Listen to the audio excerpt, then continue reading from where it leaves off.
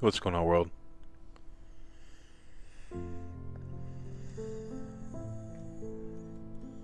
Dead inside.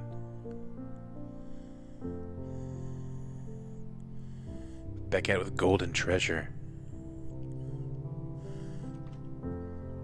The Great Green.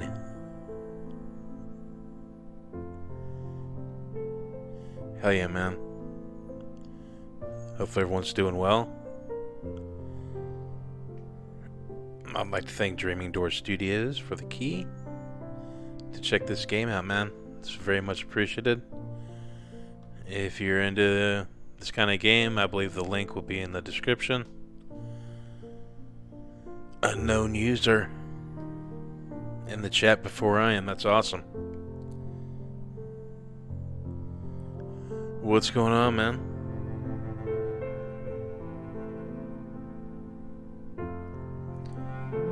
Chicken butt?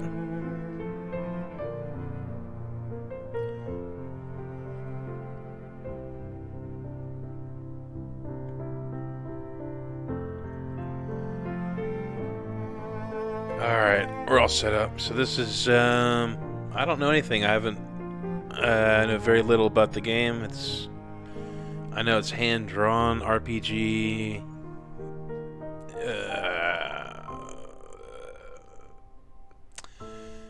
Very heavily narrative-based, I would assume. Gather.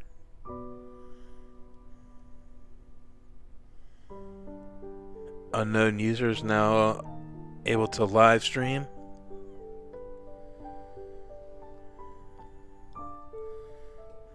It's a vast territory, my friend. Just do it because you want to. Alright, man. Golden treasure, the Great Green. We're gonna live the life of a dragon.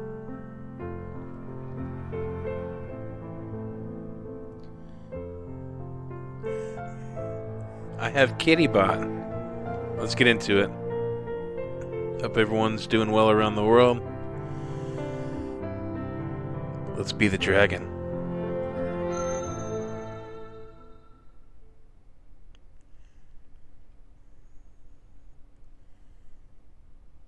A box without hinges, key, or lid, yet golden treasure inside is hid. What is it? Oh man, we gotta think? Oh no. You are alone in the chamber. There is one wall which surrounds you utterly in every direction and on every side. One wall. Enclosed in the chamber.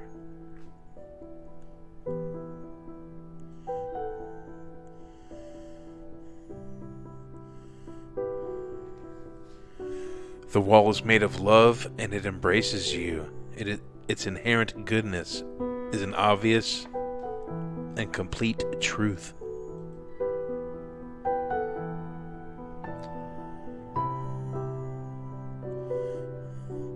There is a rhythm in the chamber, a beat and a flow which has always been. It is the only way you can tell between sleeping and waking. When awake, you can feel the rhythm, and when asleep, you cannot. Wong. Chamber wall rhythm.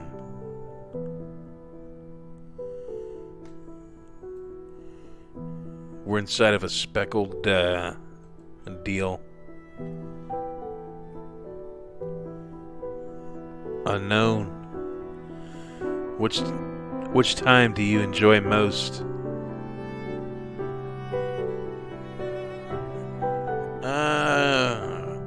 What do I enjoy most? Probably being awake.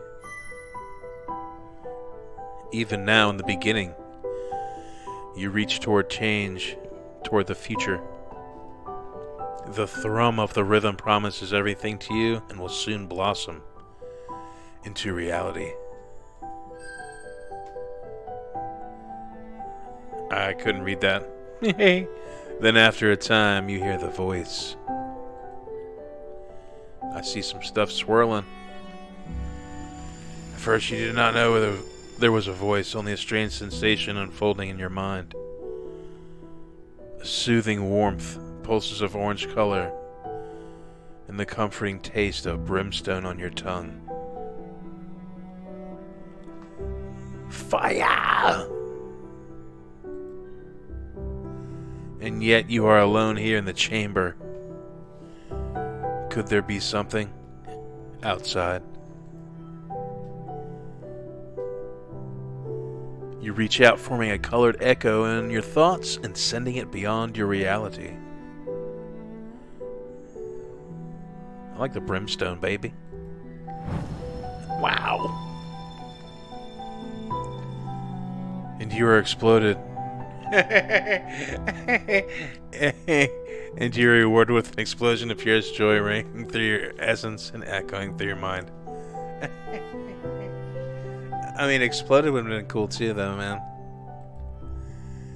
In time, you learn the differences between the emotions, the colors of the mind, that the voice outside the wall would pour into you through its mind song, and in which you would pour back, and so you discover happiness and sadness, anger and calm, fear and curiosity, and an innumerable spectrum of others.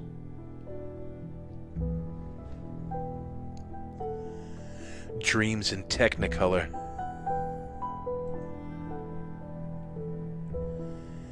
And then the images come, pictures etched in neon relief in your mind by the song of the voice.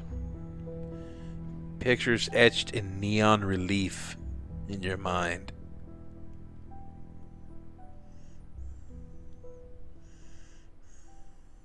Trees, mountains, snow caps maybe. Oceanic imagery there maybe.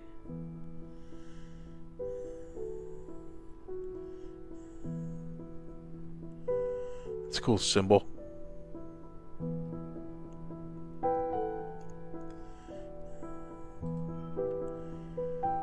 They are images of amazing beings, of stately tree and honorable reliable stone, of chattering stream and murmuring sea, and of the great giver,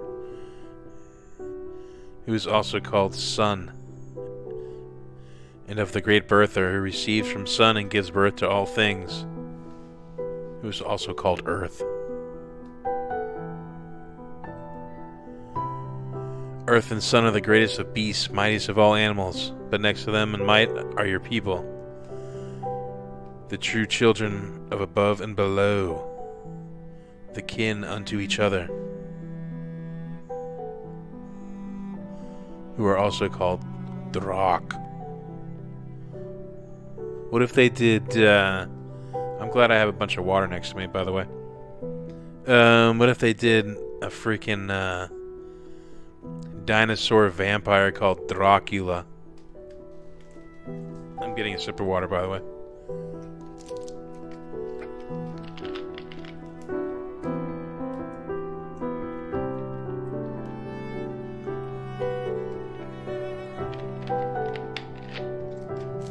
Oh, it's so good. Yeah, Dracula. Dinosaur vampire, I'm calling it right now. Why isn't that not done? Dinosaur vampire, Dracula. Get on it. Somebody.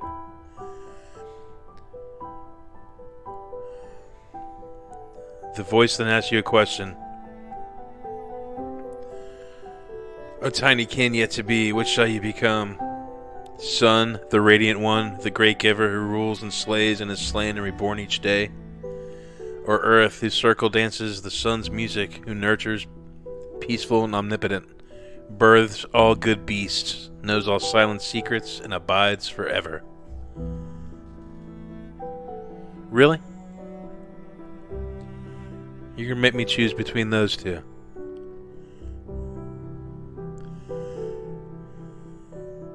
Who rules and slays and is slain and reborn? The ultimate Groundhog's Day of the universe, you might say.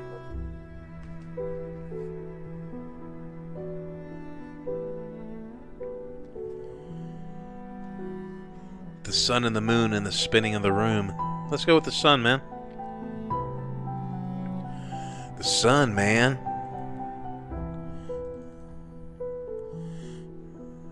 Oh, okay, yeah. Maybe these sentences might help us.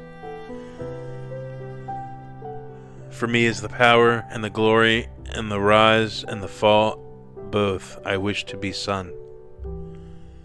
For me is the knowing and the healing and the dance of the circle.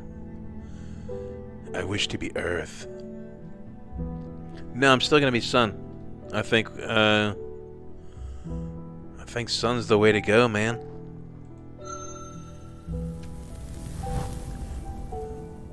The voice accepts your choice from an explosion of red and golden sparks into happy rage. May you become glorious and powerful and bring beautiful and terrible consequence upon all life. Huh. Beautiful and terrible consequence, huh? Okay. I have gained a large amount of fire mastery. Fancy. Time has little meaning in the chamber, marked only by the rhythm within you. The wall also seems to embrace you just a little more closely with each moment. We're getting squeezed out, man. The voice from outside leaves and returns again and again, continuing to instruct you, gently and at a slow pace, ensuring that you can receive its song and build yourself around it. It teaches you of the many good beasts, those of fur and scale and feather and fin. Some are swift, like the hopping long ear. Bunnies. And some are powerful, like the horned grazers. But all are good, and all have their own music. Little squirrel. Chippendale. It teaches you the many good beasts. Okay, yeah. I can't read that again. Most importantly, it teaches you the two great laws. First, that you are a destroyer. To live is good, and you may only preserve your life by tearing away the life of others. You must destroy. Find that which calls to you and destroy it, and take it into yourself and grow mighty. If you fail to destroy, you will waste away and be yourself destroyed, and all your music will become silence.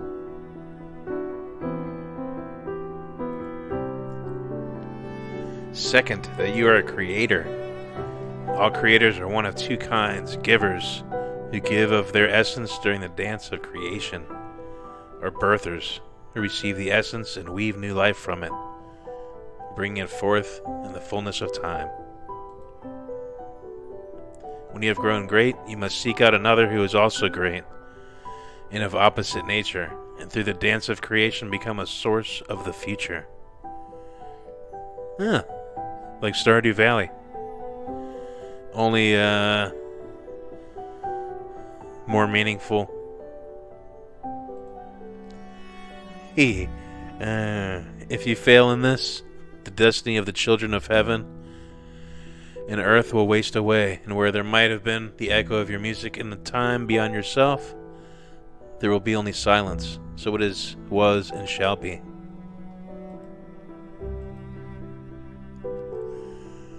There's a brief silence during which you sense that there is space enough for one question. What do you do? Oh, we have one question? Really? After all that?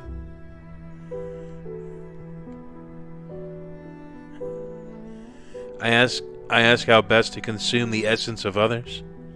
I ask if the voice is my creator. Was it one of the two whose dance created me? I ask how to do the dance of creation.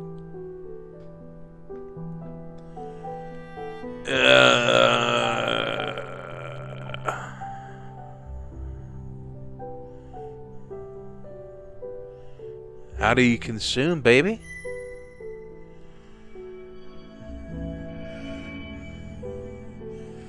The voice is happy that your will to live is fierce and bright. Either slay all regret, so that your essence and core may align, and you can take what you desire or grow wise, so that you can learn the way in the mind of your prey, and thus destroy them with ease and beauty. These two eat well, the vicious and the clever. Either slay all regret, so that your essence and core may align, and you can take what you desire, or grow wise so that you can learn the way in the mind of your prey, and thus destroy them with ease and beauty. Huh. Yeah. Yeah, I'm down with it. We have gained some more fire mastery. Life is sweet. By the two great laws, sings the voice, there is one lesser law. It is not great. If you violate it, you shall not be destroyed. Nevertheless, taste this truth and chain it within your mind. You must seek treasure. Yeah. Treasure. Treasure comes in many kinds, but you will know it when you find it. Treasure is something rare and of worth to all the true children of heaven and earth. By taking treasure as your own, you shall prove your greatness to other kin. Whether obtained by strength of body or of mind, or any other thing, it matters not. All that matters is that you must gather all treasure to yourself. Some are obvious but well guarded, and some require little strength but are difficult to find. None, though, are both obvious and easily obtained, or they would not be treasure.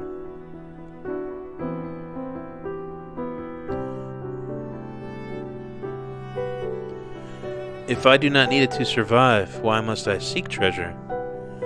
What is the greatest treasure, or are all treasures such as can be smelled and touched and seen?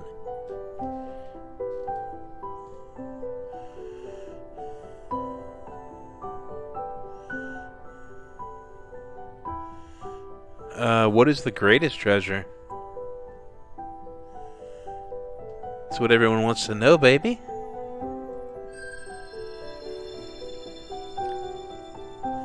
You can tell from the cerulean tinge in its song that the voice is pleased with such an ambitious question, but the song which comes back is circuitous. Circuitous? Never seen it? Sorry. And uncertain.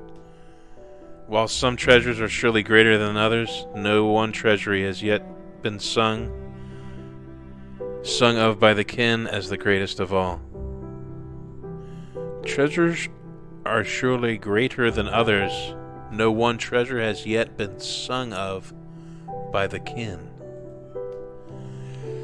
There was once a kin who gathered so much of one of the elements of reality that the element ceased to exist at all outside of that kin's lair. Oh, good job. What are we in right now, baby?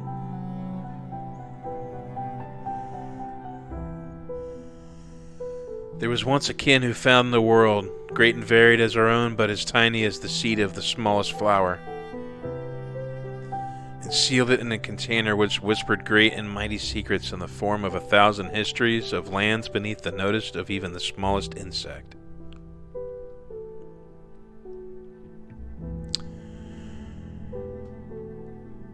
Huh.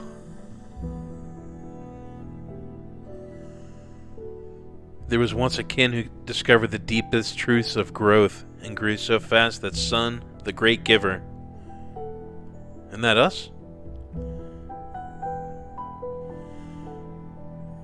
Took notice and sang down to it with a holy song never heard before or since. And even these were not called the greatest treasure.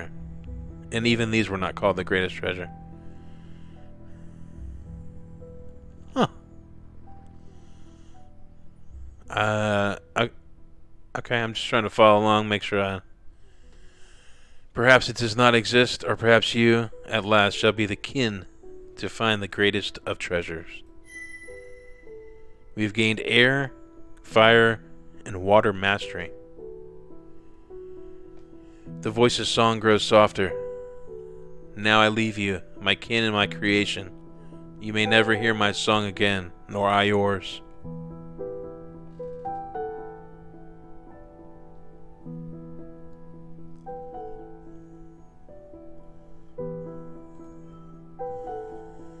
I have imparted the two great laws as is my duty. You are a destroyer, and you are a creator. And these truths are woven into you like warmth into blessed flame. If you ceased to be a destroyer or creator, you would no longer be kin. And you know of the lesser law, the seeking and taking of treasure. Though you may survive and be well fed and strong of body, if you have no treasure, you will never be called great among the kin.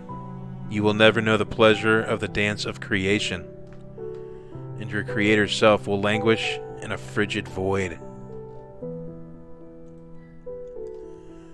All other laws are false. Those alone bind us. Remember that you are Drak kin. All other beings of this world must stand in the shadow of your beautiful and terrible music. The rhythm which you feel now flowing through you is the rhythm of life.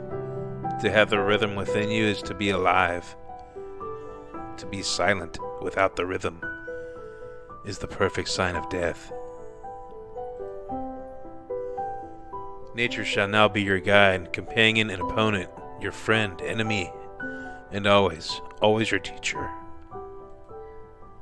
There is no being born of earth, the great birther and sun, the great giver, greater than you. The music of our people is great. Rejoice, knowing that your essence has been woven into such a body, and that such a fate is yours. When you last escape from the wall which I have put around you, both to keep you safe and to test you, then you will be worthy to begin the great adventure which some call life. Twisted sister. And with that final message, the idea of yourself exploding from potentiality into reality, the voice fades and is gone. You know that it will not return. How do you feel in that moment?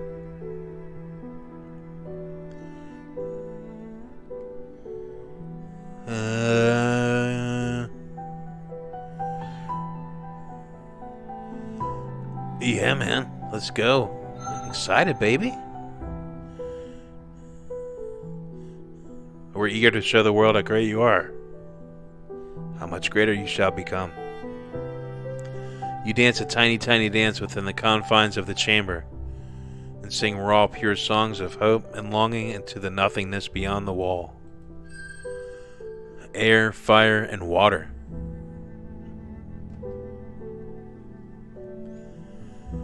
For a time you are left alone again within the chamber. You feel the measured beating of your rhythm within you, and drift in and out of consciousness. The wall seems to have gotten smaller, hugging you tightly indeed.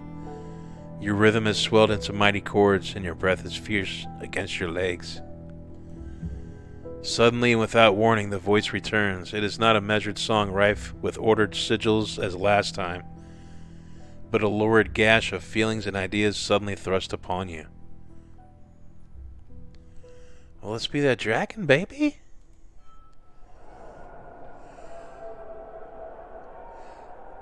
Beware the other seed, the no-tails, the flat faces. Beware their terrible music. Beware the seed of the others. Beware. Oh, man. Things are happening, man. The no-tails.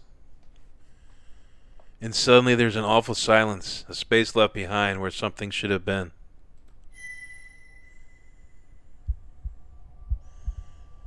No other voices enter your mind. A few times you think you may be receiving a song, but it always proves to be simply yourself echoing tiny hopes, fears, and dreams.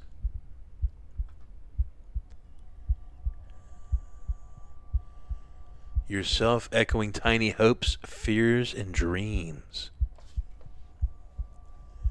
I was checking out the little art and stuff for a little second. That's pretty cool. Meanwhile, the wall which is made of love, and which always embraced you, is squeezing you very tightly. Its love, once so pure and benign, has become toxic. You are pressed so mercilessly you can barely breathe, and to make matters worse, you feel a horrible emptiness, a draining within your core.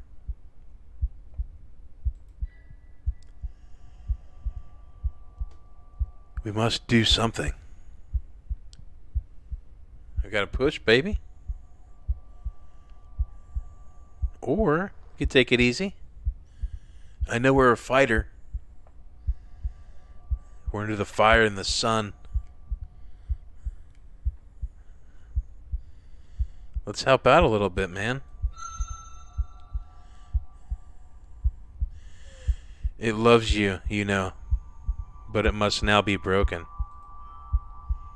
You push and struggle, feeling your body move this way, then that. But the wall thwarts your every move on every side. It is not through pushing, but rather through unfolding your whole self, limb by limb and muscle by muscle, that you will last achieve the first true success in the music of your life.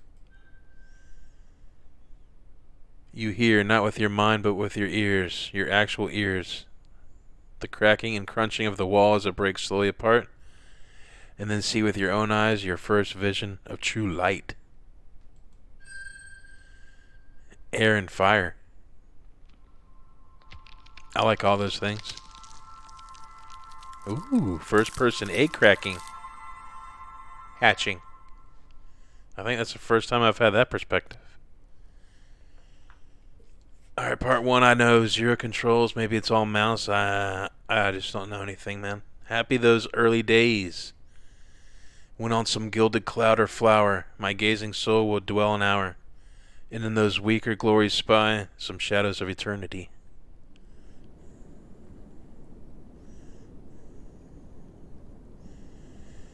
You are somewhere inside the body of Earth, the great birther. Her semi-soft flesh is veined here and there with the grasping roots of trees, or blockaded by stones who stare blindly at you.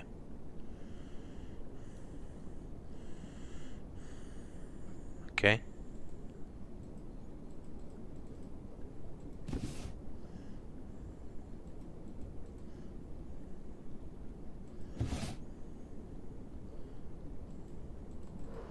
Huh.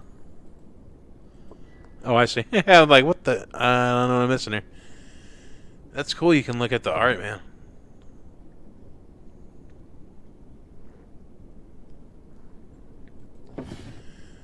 The air here tastes of comfort and slumber, and your own body feels as though it is in good condition. Alright. But you feel a burning in your core. You know that it is the destroyer within, eager for substance to fuel your being. I see some little, it's probably some sort of gauge, I would assume, if I've been around video games for a while. I'm assuming. I see that thing shining over here. Two little blue deals. If you fail to find anything to destroy, the emptiness will overtake you and your life will be lost. You sense nothing to consume here, though. We gotta go, baby. A few illuminating rays tumble in from above, but your vision is still dim and unsteady. Perhaps you could leave this place by crawling up the tangle of roots overhead. We were hatched near a tree. Whenever you consider a task which you alone cannot conquer, you will get a sense of whether you will succeed or fail based on your elemental attributes. Whenever you consider a task which your will alone cannot conquer, we'll get a sense of whether we can succeed or fail based on our elemental attributes. Okay. Climbing up the roots would require a certain amount of fluidity and flexibility, which are the domain of the water element. Red indicates that you cannot succeed, at least not without problems, in your current state, while green indicates you're feeling that you certainly can. Yellow means that it is too close to be sure.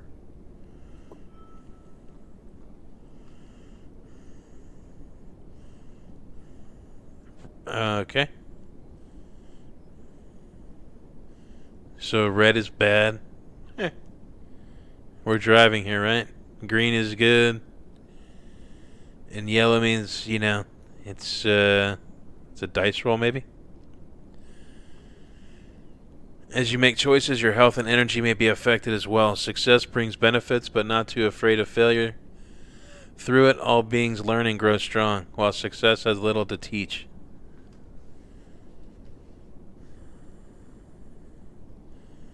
So don't be afraid to die.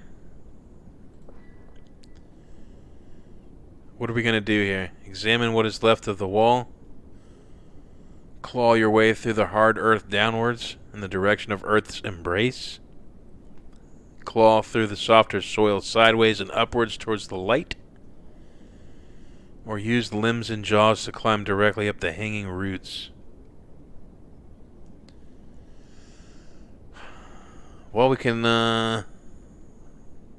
you know, see about examining the what's left of our shell. The chamber of your creation seems so small now. Moments ago was your entire reality. Perhaps there is another reality beyond this one you now see, into which you will one day hatch. Have you any further business with the wall? It does not smell attractive.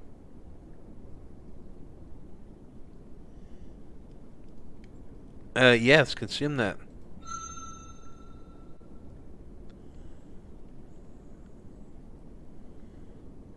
Great. The wall crunches and crackles pleasantly in your mouth as you consume it, but it lashes your throat as it is drawn down to your core, causing you to cry out in discomfort. It also does not seem to do anything for your hunger. Well, at least we know not to do that again. What will we do? Claw through the hard earth downwards, softer soil sideways and upwards towards the light, or limbs and jaws. Sideways, it's like a rip current, man. Your small but powerful limbs tear through Earth's flesh. It is an effort, but you succeed in crafting a small, rough tunnel large enough to fit your body through. More light spills into the burrow as you emerge out of the ground, shaking your body clean. I wish we wouldn't have tried to eat our shell. Hey, buddy.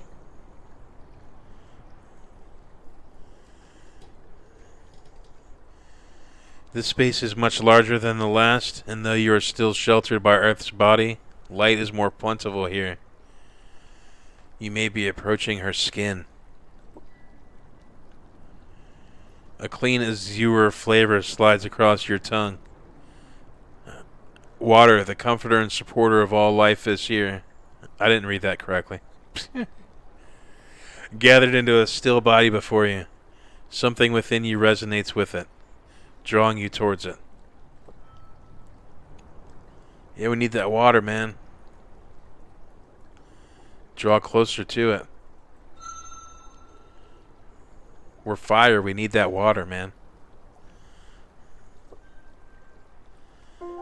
Quench that eggshell. Hey, buddy. And for the first time, you see yourself. Yeah, we got a freaking mohawk already. Nice. And it's purple. Your body, sculpted and painted by time and space, is almost beyond description. Your armor shines subtly with Earth's rich hues, like the promise of precious things buried deep. Your feathers, each one dyed with more colors than you know the names of, long for the touch of air, and you are crowned with plumes so that all other good beasts may know your sovereignty. Yeah, man. I was born with a purple mohawk. You know. Your long neck, graceful limbs, and supple tail transform every motion into a weaving cascade of flowing movement. Seeing your true form for the first time, you feel proud, man. I got a freaking mohawk at birth. All of the 4 elements of reality sing out through your form. You are nothing short of gorgeous, every part of you the pinnacle of possibilities of being as channeled through the gauntlet of time. You are of the kin, the children of above and below. You feel a deep and shameless love for everything you are. This, indeed, is the perfect and ultimate body into which your essence has been woven. These are the limbs within which you will walk the paths of this life.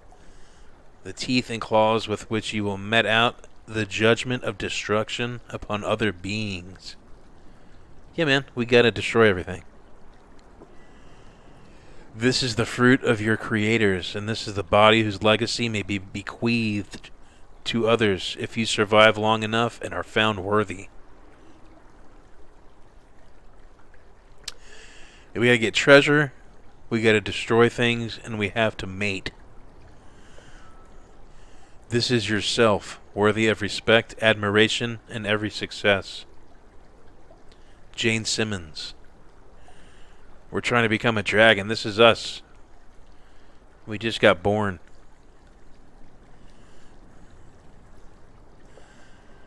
We have gained some more fire mastery. What is your will? Consume some of the water? Yeah, man. Yeah, we gotta get some of that water. Water is life. You lower your mouth to the body of water and use your tongue to take some of it into you. It flows pleasantly down, trickling to your core, relieving you of a little of the emptiness within and soothing your essence. Yeah, soothe it. Soothe it good. Water's reputation as a friend to all life is apparently well deserved. Your core demands something which water alone cannot slake, though. With nothing else to do within this space, you follow the whispering air and light outward. What's going on, Jane? I'm gonna take a sip of water.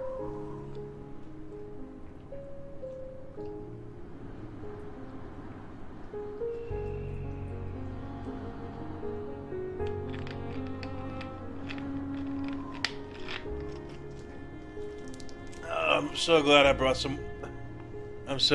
some water in, man.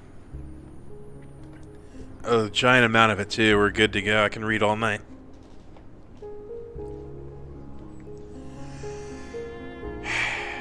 Oh, it was nice. We're on the abutment? What would you call that? Scenic overlook. Now that you have emerged from Great Mother's flesh, you can see her more completely, and her power and beauty are beyond your wildest hope.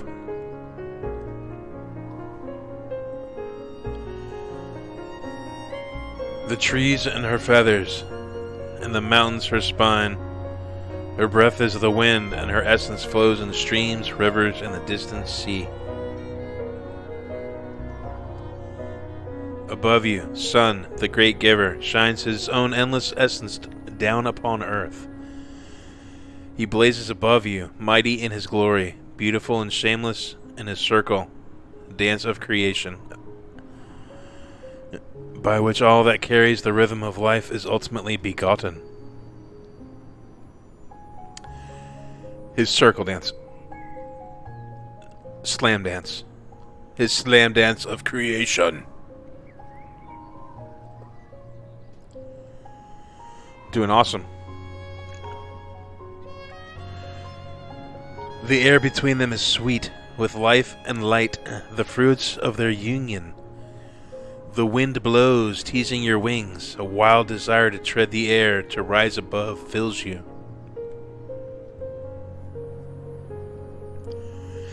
Yeah, man, we're a freaking dragon. We gotta fly. What will we do? Promontory. It's not an abutment. God, I'm so stupid. Hey, what will you do? Embrace the wind, spread your wings and fly. Know your limitations, climb down from the promontory safely. Yeah, we gotta climb down, man. We're a new dragon. One day, you know deep in your core, you will travel the unbounded paths above, but your wings are too small yet to bear you aloft. Wisely, you accept that some things come only with time, and arrive at the base of the cliff unhurt. Earth and water. Nice. Hey, buddy. As you climb down the last few stones from the promontory and arrive in the lightly wooded valley below, some kind of small flying beast calls out to you from a nearby tree. It stands out against its surroundings in bold black and white. It is a white black, one of a people known for their cleverness, ruthlessness, and fondness for shiny objects. Hey. It laughs at you and mocks you with a denigrating song. The mighty Draken once ruled over all things. Now they dare not even use their own wings. Oh yeah, buddy? I was just born, man. I'm like 700 pounds already. You know, you're a little squeaker. Little white black. Doomed by cowardice, they lurk in damp caves, grasping their wealth, seeking out golden graves. Huh, I got you, buddy. Ooh. I saw something fling over to the little rune over there. Of this land you may become sovereign lord, but be not too proud of your great shining hoard. And we gotta steal treasure. We can't forget that. While my people grow mighty in number and fame, of your weak broken tribe, few indeed yet remain. This little bastard. He's like, Wally's friend in Leave It to Beaver, Eddie Haskell. You have learned more about the way of the White Blacks. I hear you.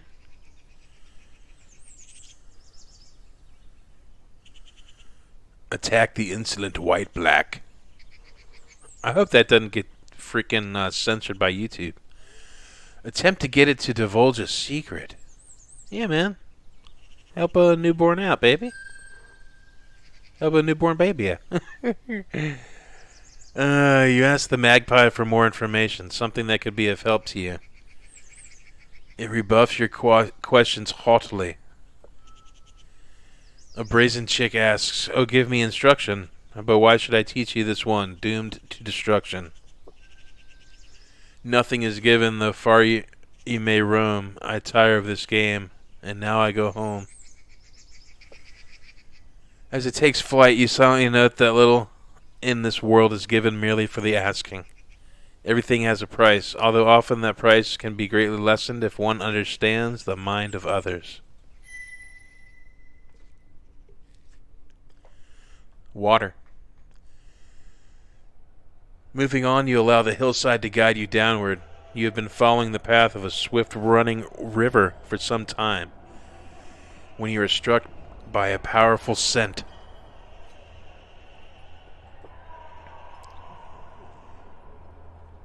Flicking your tongue out, you taste the sacred essence of one of the kin on the breeze, floating on twin wings of pain and decay. Oh, that's fucking badass. There's another flavor as well. Something strange. Something animal, but not something other.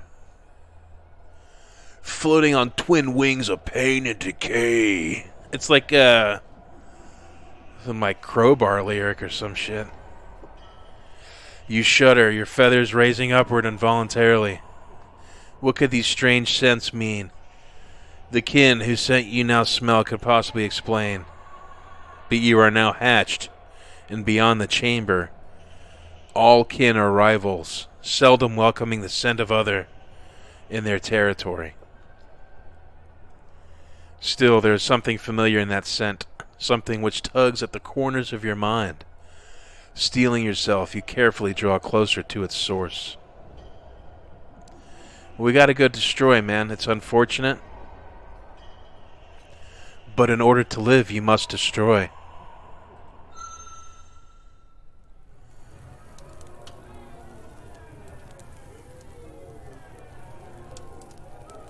Destruction. It's like early KFC, man. Well, they have to destroy too, so they can live. I get it, man. The horrible stillness of a body empty of spirit. The noble red essence of a great kin, shed not in a true dance of destruction, but trapped, tortured. The confusion, the pain. In the synergy between its scent and yours, you know without doubt this was the great being who instructed you as the voice. This was one of your creators. Its rhythm is now silenced, its songs forever stilled. Already tiny spirits of decay infest the vast body, feeding off of it, reducing it to void.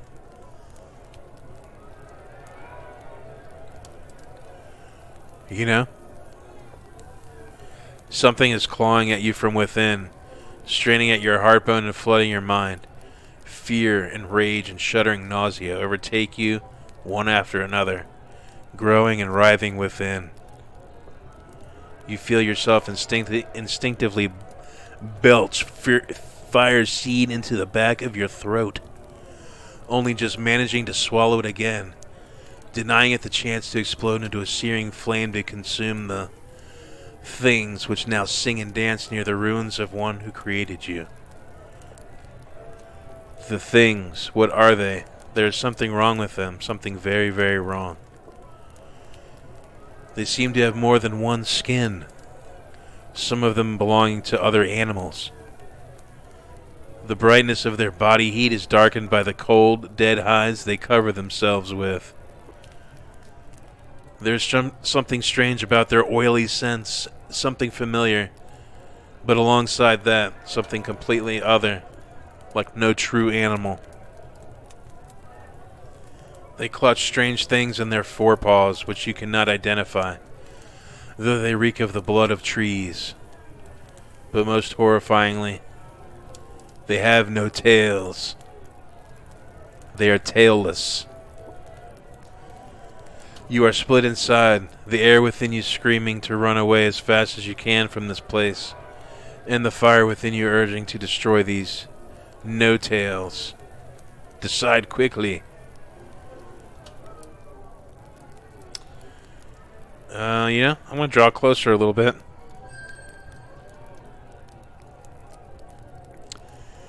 You flatten your body to the ground and creep forward. This is the empty shell of one of the kin, the rhythm stilled, the great body constructed over hundreds of turnings of the seasons and nourished by the destruction of thousands of lesser beings, lies quiet, destroyed within just a few moments. Before you hatched, you were taught that all things become silent in time, but beholding the corpse of this great being, one of your own creators, that truth seems all the more urgent and unassailable. The no-tails will soon notice your scent, surely retreat from this place. The no-tails are a threat to you, destroy them. There is a hidden option.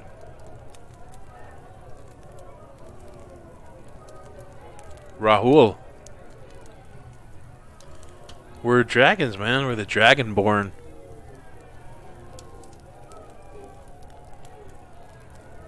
That's one of our creators, man. They're getting roasted. What's the hidden option? Oh, we need more water element. We got to retreat. You flew rapidly through the underbrush, scrambling over rotting tree corpses and crashing through shrubs until there was no trace of either scent or sound of the no-tails. They seem to possess some kind of terrible magic which allows them to cause harm even from far away. Again, this seems wrong beyond all possible definition of the word. Is not all order in the world dependent on the simple fairness of having to destroy your enemies with your own body?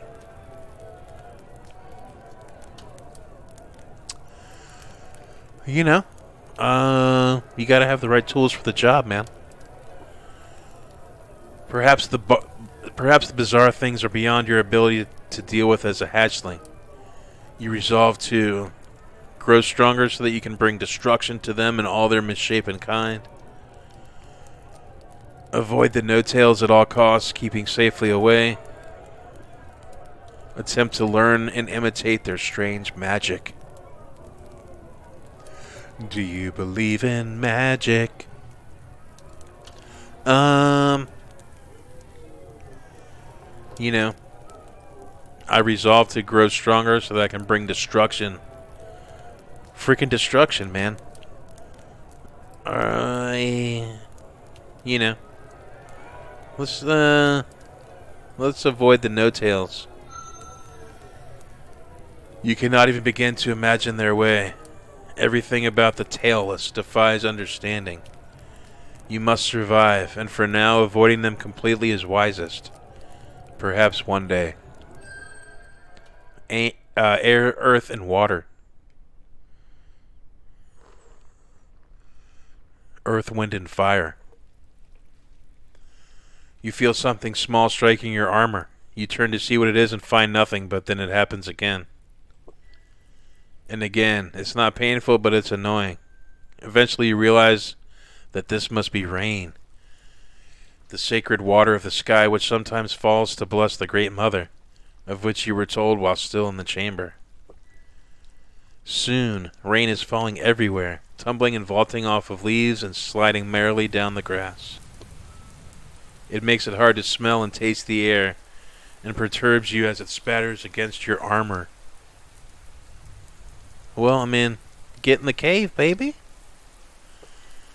You find shelter in what used to be the den of a family of fur beasts. Their scent lingers on the edge of your consciousness, and they must have been gone for many suns, or even moons.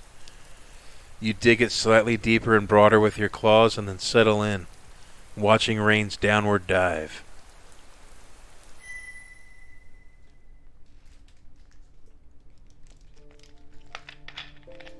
I'm glad I have a crap ton of water, man. Been a lot of reading.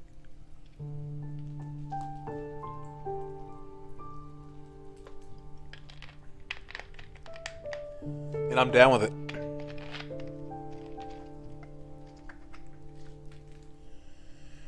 It's been awesome, man. It's been awesome so far, really. Yes, this should suffice for now. Surely grander layers await you in the future, but you feel comfortable and safe in Earth's body. Yeah, man. It's nice and dry in here. Ooh, what's our little buddy shining for over there? The little rune. Yes, this should suffice for now. Surely grander... Oh, yeah. At last you have a moment to think. You pause, considering your situation.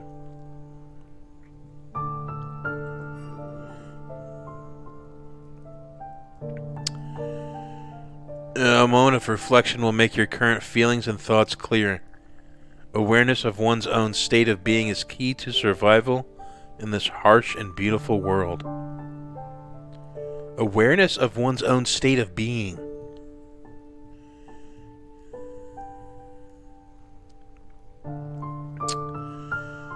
No trace of the no-tails can be smelled near your den. Explore the valley, find treasures, and seek the entrance to the Great Green. Your body is pristine, you're in perfect health, you are hungry, your core sings a growling song of emptiness. occasionally to remind you of your duty as a destroyer of all life.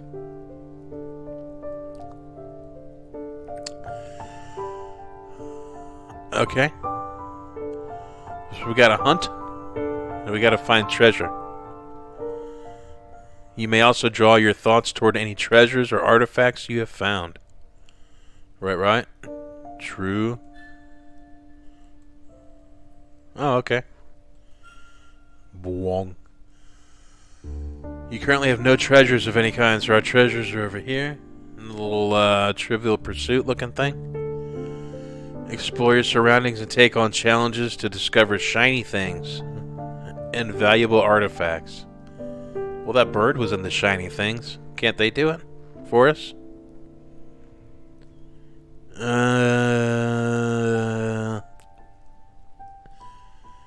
There is little there now, but if you survive and are bold yet wise, you will gather many. Perhaps some will even have strange and wondrous powers. Alright, so treasures, Trivial Pursuit. Here you can recall the many denizens of the great green you will meet. Okay, on the left, our tree of life. These are little buddies we meet, probably. As you explore, hunt, and survive, your knowledge of each of the many tribes and peoples of good beasts will grow, and their secrets will be revealed to you. Little squirrel. Squirtle. We meet where's my Mr. Black White? Mr. Pink. And if you wish to leave the waking dream of this life and return to your other reality, or change certain aspects of this one, you will find such thoughts here. Your progress will automatically be saved and remembered. So do not fear the void. Okay.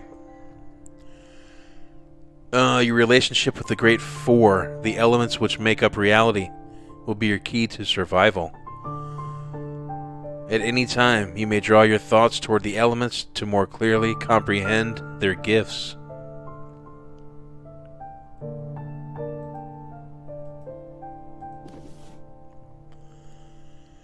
Each element bears a sigil which will grow and change as you gather more of the infinite truths of the world to yourself, and each governs a different aspect of your abilities.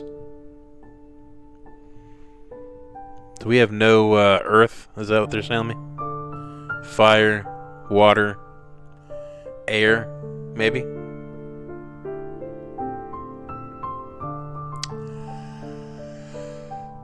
Okay, they're going to tell us. The fire element governs your physical strength and ferocity, as well as the power of your fiery breath.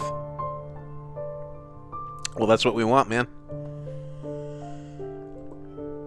The water element governs your perception, empathy, flexibility, and stealth. Okay. The earth element governs endurance, health, and fortitude. So we have none of that. The more you understand and imitate this element, the more patient and difficult to destroy you will become. The more patient and difficult to destroy you will become. I got it. Hey. The air element governs quickness and intellect. Agility of both body and mind belong to this sphere. As you grow in understanding and experience, your degree of enlightenment within the four elements will increase. Each degree brings gifts. By recalling each specific element, you can remember which gifts you have earned and what temporary factors, such as injuries, may be affecting it. Each degree brings gifts. By recalling a specific element... okay, I'm sure we'll figure it out. Earning gifts is not affected by temporary effects, and only when your natural level of enlightenment is high enough will you gain new abilities. Already your actions and decisions have strengthened your connections and granted you certain advantages, such as... Let's find out, man. Free cheesesteaks for a year? You have achieved the first grade of mastery in the fire element. A power strike I saw. Second, fiery breath, so that you may execute fire flash. Small amount of burning fire damage. You may briefly blind your opponent. We got 2 levels of fire. First level of water. Flowing strike. Light physical damage. And do additional damage based on the enemy's fire attribute. First air. Swift strike. Clawing air. Attack which deals light physical damage. May harm your opponent before it has a chance to harm you. So fire, water, and earth and air, whatever. There are many ways to increase these masteries, such as learning secrets, observing nature, and imitating the qualities of the elements. By making choices and discovering new things, you will grow in your understanding of the elements of reality. Damn it, Bobby. Remember that failure is a far better teacher than success. Mistakes and losses bring with them the best lessons. If you lose a challenge, you may suffer in the short term, but your elemental abilities are likely to increase. Certain treasures and gifts may also affect your elemental affinities. This cozy nook is a good place to rest. Ooh. If your body has been damaged, it will slowly mend on its own. But spending a sun resting here will greatly increase the speed at which you recover. A few scratches will not hinder you, but any significant wound will impact your ability to hunt, to fight, and even to think clearly. Slowly mend on its own. I got you. The rain is past and the great above is cleared, but the world is darkening. Night must be approaching. You slip out of your den to investigate.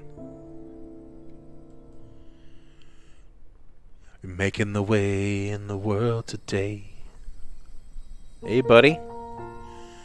You emerge in time to see your first sun ending, and as he dies in scarlet glory, new, smaller illuminations are born into the opposite corner of the sky.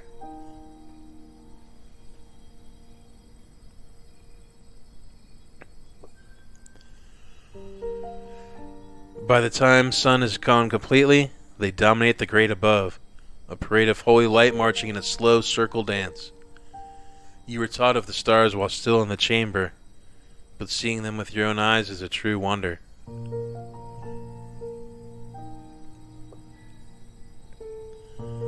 Each of the stars has a color and a brightness not quite like any other. Some are red as the body of fire, some green as the grasses of earth. Some blue as the deeps of water, some white as the clouds of the air.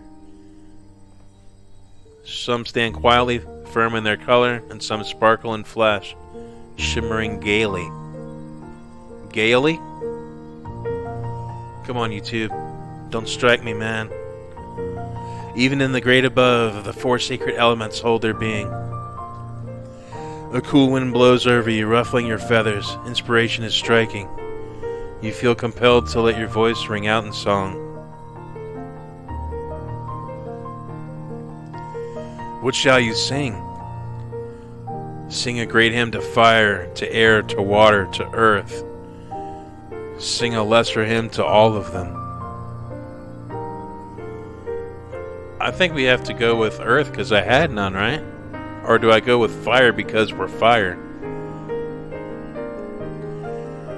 Or do we call out to earth to let us destroy?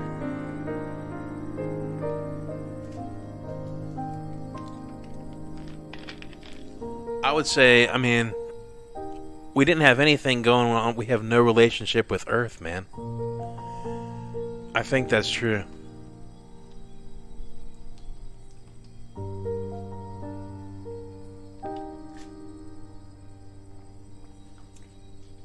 Water's so good, man. I'm gonna go with, I'm gonna go with earth because we had nothing. I'm gonna sing out to it. Let it know I want to destroy. I sing of the greatness of Earth, that which sustains and supports, which nurtures and orders. I sing of the earth beneath my claws, body of bodies, who birthed all things from her own sacred flesh, who gives us a place to rest, to live, to fly amidst the void. I sing of the earth within, the solid, structured order of the body, strength of my scales, solidness of bone, hills and valleys of my flesh, growing greater with every sun, every turning. As the world turns.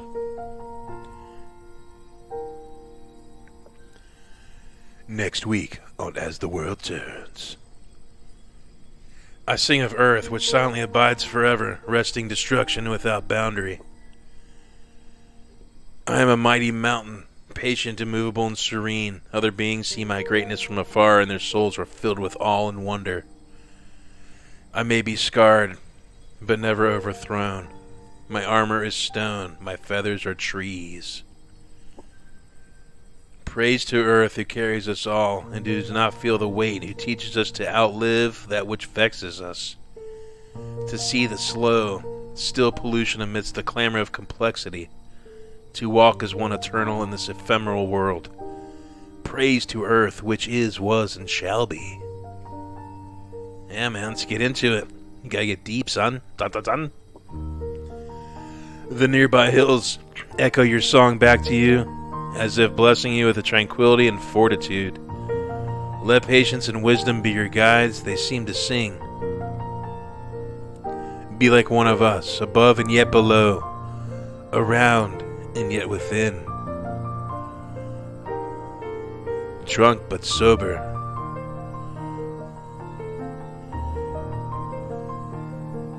Alanis Morissette? Anybody? Anybody? You have gained a large amount of earth mastery.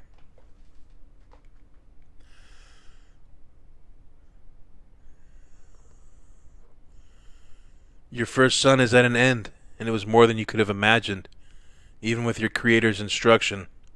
Sleeping in your lair is almost like being back in the chamber. But now you know too much. Your mind wanders from thought to thought, seeking to guide itself.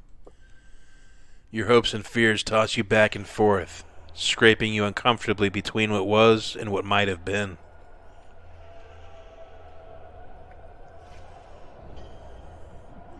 Sorry, I just want to check in the animation. Okay, let's go. You see your creator lying silent before the no-tails, their chattering, screeching voices barking something incomprehensible as the red kin essence spreads along the ground. The white-black mocks you as you look on. You feel the dread 1-2 stomping of the tailless, near you, upon you, over you. You slide underneath the mountains to hide from them, but there are tailless everywhere. Smaller and stone-skinned underground, tall and willowy in the woods, coarse and shouting in the flatlands. It is not your precious essence they seek to shed, however. They are roaring for the flesh of something else, something older and more powerful than even a great kin. You wake briefly, and your second sleep is far less troubled. Well, that's good.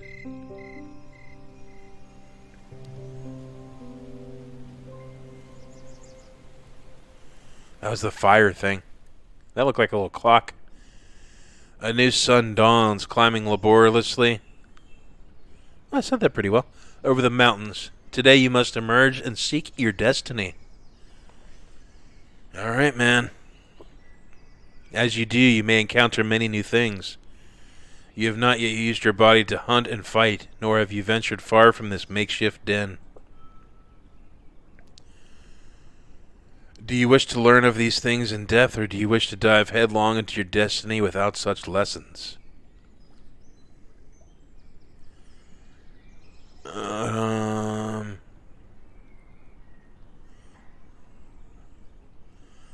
You know, we'll do the tutorial, man. The water which fell from the sky prevented you from fulfilling your mission of destruction, and your core cries out for flesh. Perhaps a hunt would be wise. It is, however, all tempting to explore more of this beautiful world in which you find yourself.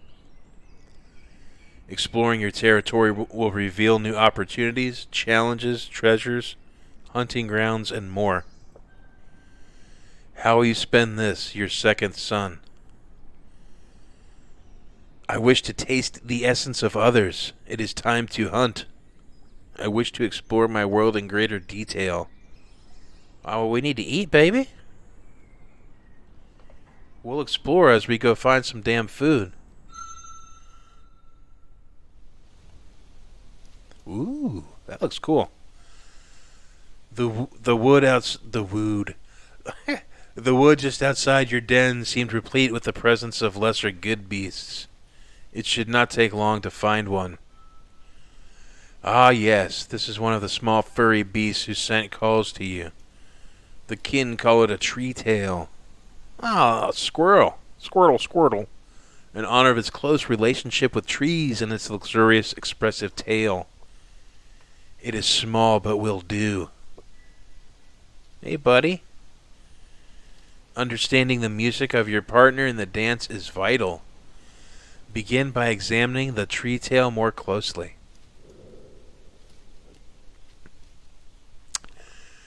Any good beast such as you can easily sense how much fire there is in the essence of another.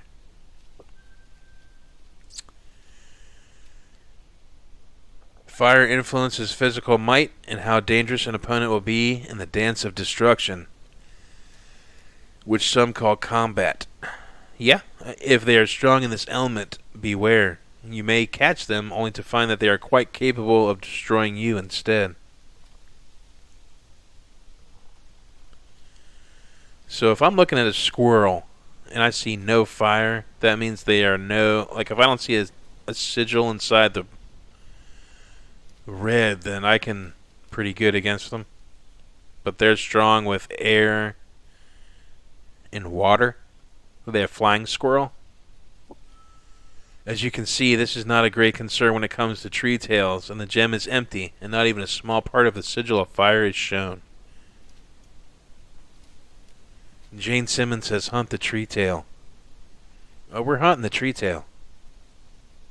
Don't think we're not hunting the tree tail. This is your opponent's water affinity. The more complex the water sigil, the keener the prey's senses, and the more difficult they will be to approach without discovery. Okay. So that's their danger level. That's their senses.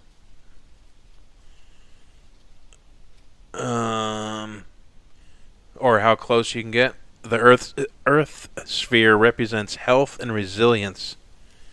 After a being strong in this element will not easily surrender its essence. Great effort will surely be required to bring something great in Earth to destruction. Beings with high Earth also possess a strong will, and so even indirect attempts to harm one will fail unless the attacking element is even higher. Once again, tree tails compared to other larger prey are not very difficult to bring down at all, provided you can get your claws on them. This is your opponent's air affinity. Note that it seems to have little mastery in it, indicating that it is slightly quick. Compare this with your own air ability to see how difficult it would be to chase. Prey with a high air affinity may be all but impossible to chase down and must be defeated by other means. Although you can sense roughly how attuned to each element a being may be and where their strengths lie, only by testing your abilities directly against them can you be sure of their skills.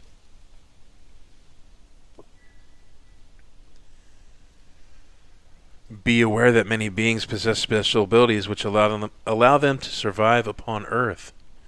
Tree tails, for example, have the ability to climb, and so attempts to pursue them far from away will automatically fail. They will be able to reach a tree and scurry to safety.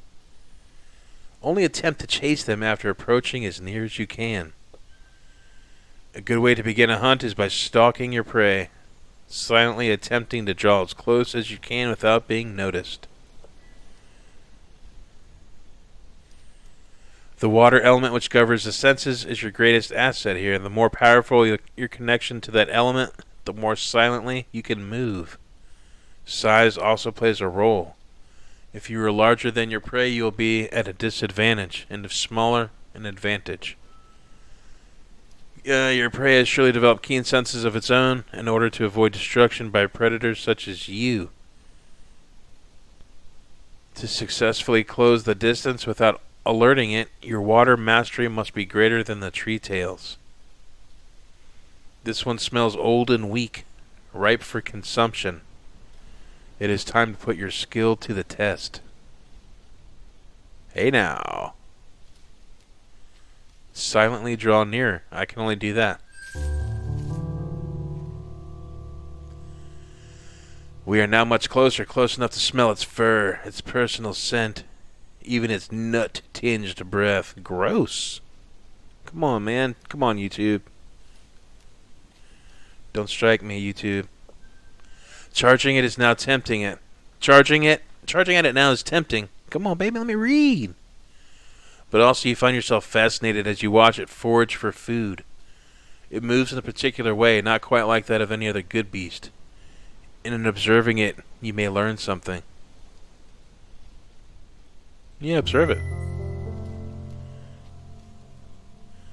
Something went into the rune. Yes, already you are learning. Nature is an excellent teacher. If you hunt and observe each prey enough, you may gain a glimpse of their deeper truth. And in finding it, incorporate it into your own way and become stronger. But you have sensed enough. Your hunger is for its tender flesh and thirst for its crimson essence. If you strike now, you might succeed in the chase. Perhaps you could draw even closer. Hey, squirrel. What is it? Tree tail? Whatever the hell it is. What is it? Tree tail. Tree tail. Hey. So near now, and your prey is still completely ignorant of the shadow of destruction which falls upon it. If you strike at it with all of your speed and strength, it will not stand a chance. Wait for the two circles to become one and then act quickly.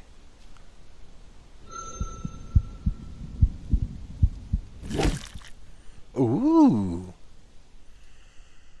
Real-time combat. It's like Dark Souls. The hapless tree tail barely even has time to realize that you are there before you crunch its small bones in your jaws, tasting its perfect essence as you crush it several times and finally swallow it. Its flesh and its spirit will now become part of your own, granting you precious energy. You feel pride in your own skill and gratitude to the tree tail in equal measure. This is right. This is the way of all things. We've gained some energy from tree tail. Tree tail energy.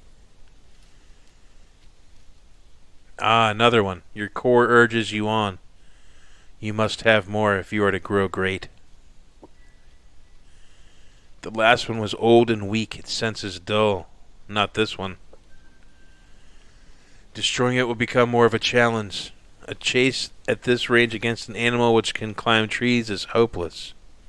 Draw nearer as before. Gene Simmons says stalk it. Hey, squirrel. You have managed to draw near, but although you remain hidden in tall grass, your prey has heard a rumor of your approach from a rather noisy twig you stepped on. It is now suspicious of you. Oh, Squirtle, Squirtle. Hey, buddy. I just want to carry you in my mouth to your destination. All is not lost, however. Perhaps if you remain still and observe, there is a chance that the tree tail will lower its guard.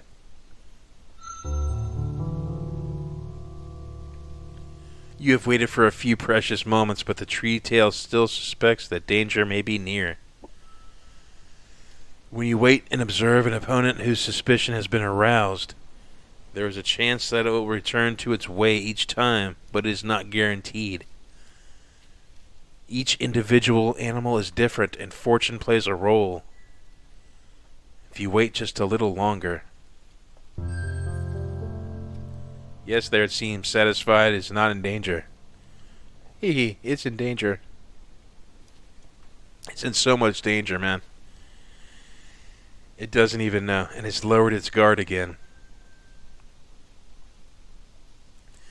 Any movement from you while it was suspicious would surely have caused it to flee. Waiting silently while your prey becomes suspicious may cause it to relax in time, but beware. Each moment that passes brings your scent closer to it on the winds. And once it smells you, it will surely try to escape. You must stalk your prey quietly, yet quickly, before your scent is caught.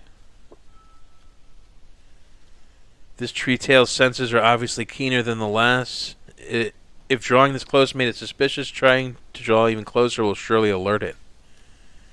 If your prey begins to chase, you will be at a disadvantage. So you must now seize the initiative and attack. The surprise should give you the few precious instants that you need. Strike it, son. Squirtle. It notices you and flees. Yeah, let's go after it, man. Oh. Oh. What's all this, man?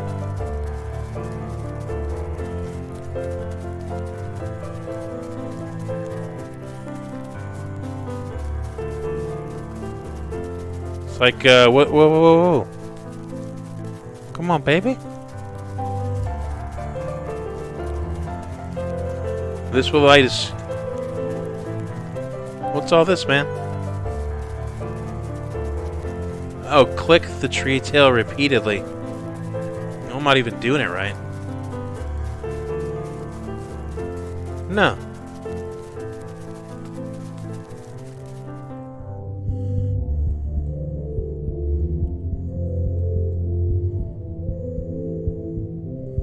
What's all this? Hey. Make a slash. I'm slashing so much I can't slash anymore.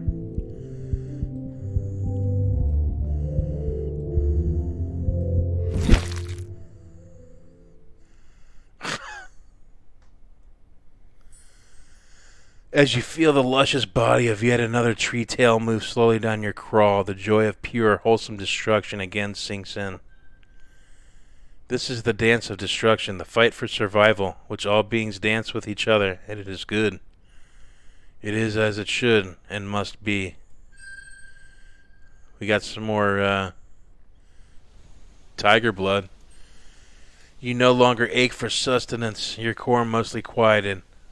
There is, however, room for one more.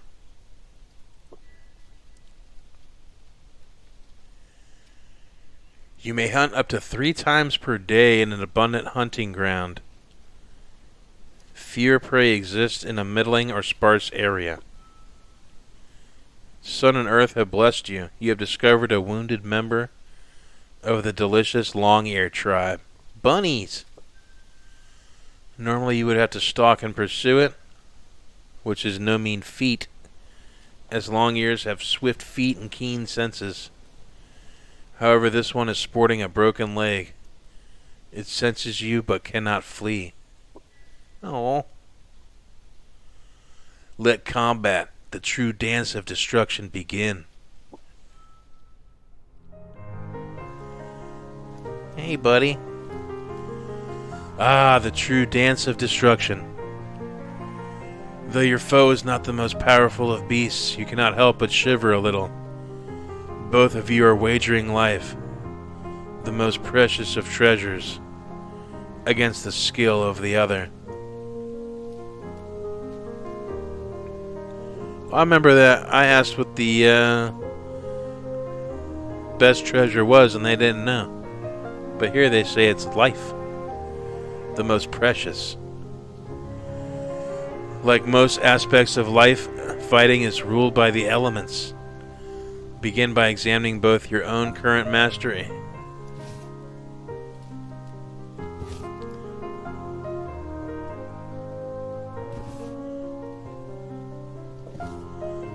Ooh. Hey, buddy. Ooh. Can't fight, but he's quick and is alert.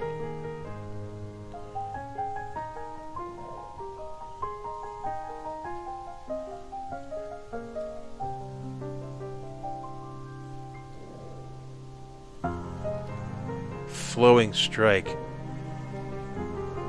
Swift strike.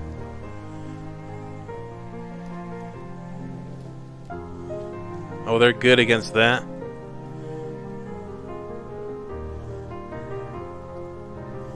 Bite. Hey. What do I do? The way of these good beasts is not known to you. Hunt and observe them to learn their secrets.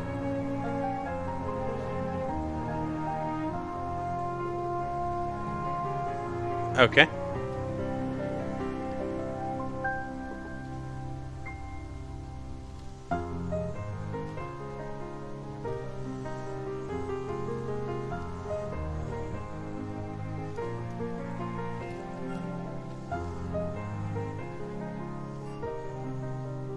What is all this, man?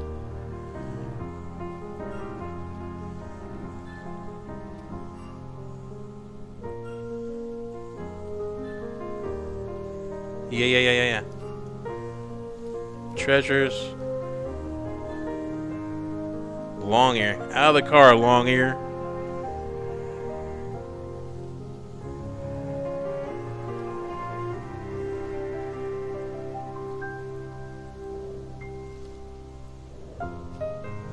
Burning breath. How do I use it?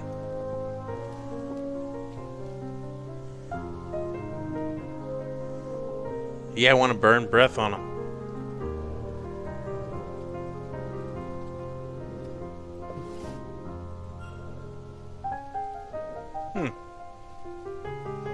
Come on, baby.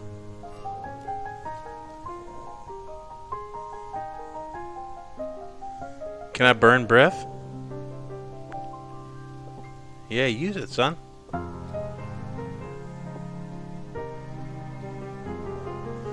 I don't know, man.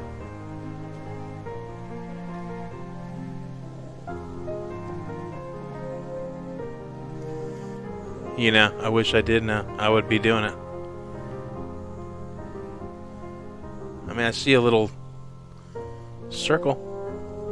The thing noticed me. Burning breath. Yeah, I want to use it.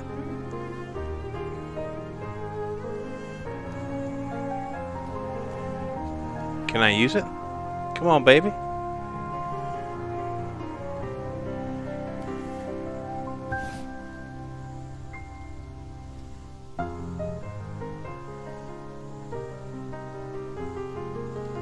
Yeah.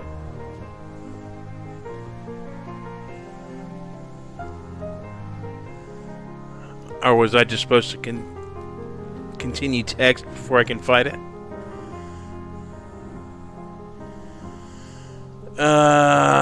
All actions taken in combat are associated with a particular element.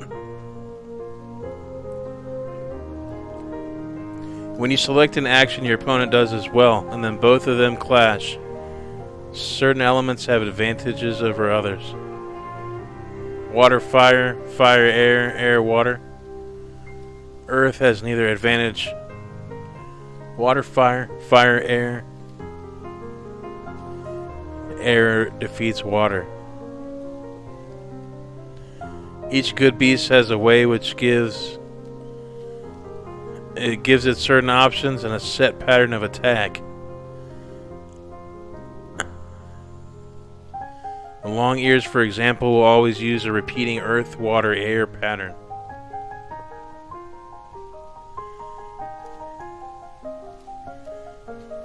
You don't know where the sequence will begin, but once you're familiar with the pattern, you should quickly be able to tell its next move. Okay.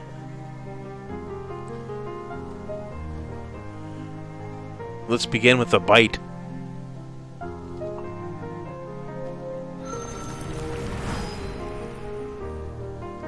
Ah, the clash. Should I stay or should I go? Both of you have been affected,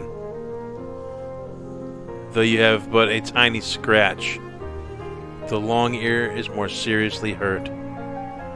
Your opponent is battered and worse for wear. Your attacks are having an effect. As creatures are wounded, their air, water, and fire abilities will decrease, though earth always stands unchanged. Since it used an air attack and long ears always use earth, water, air, we know the next move will be earth. Nothing is strong or weak against earth, so any attack will do. Swift strike. Test your might.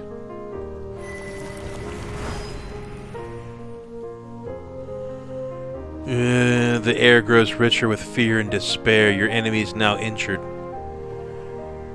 Good. Additional effects like Swift Strike's preemptive damage always occur if you win the elemental clash. On a tie, they take effect if the element in question is higher than the opponent's earth.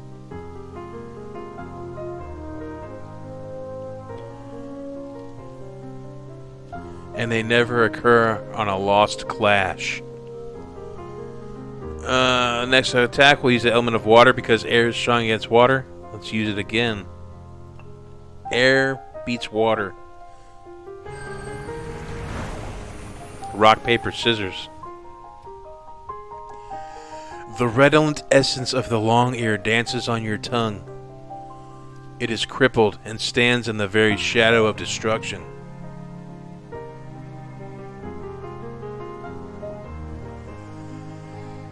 You gained additional damage and triggered a special effect. The long ear is now badly hurt, and its next attack will be of air. It is time to finish this. Breathing fire will bypass most armor, but it costs energy to use. Unlike most simple strikes, it is time. Ooh. Boing. Ah, delicious indeed. Future meals will rarely be so easy, however.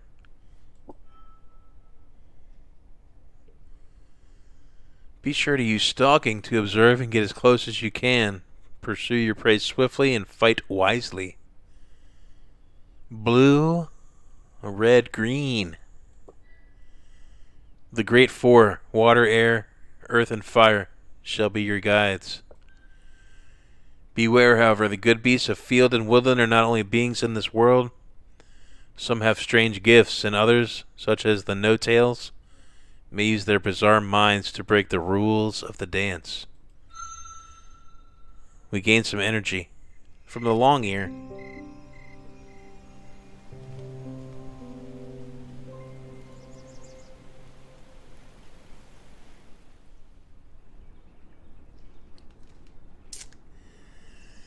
With the rising of the new sun, a new path of discovery awaits. How will you spend the light? Yeah, we gotta know how to explore, man. We gotta learn. Ooh. Was that our little cave? Was that squirrel that we killed?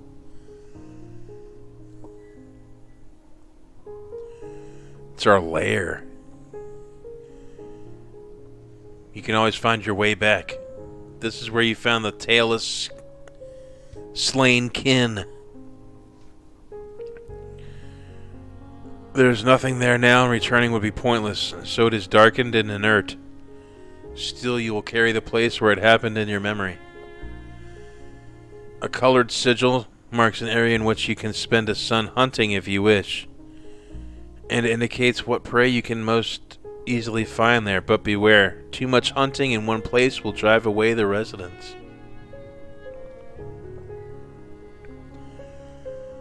A green sigil indicates a healthy and plentiful hunting ground. Red is almost empty with yellow between.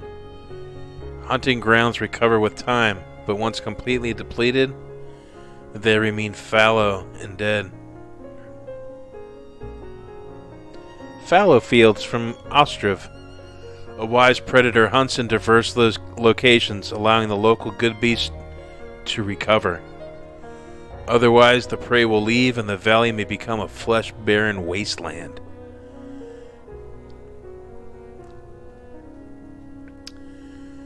It is through the act of exploration that new locations, encounters, and hunting grounds may be found. You may only explore an area which is near another area, which you have already explored.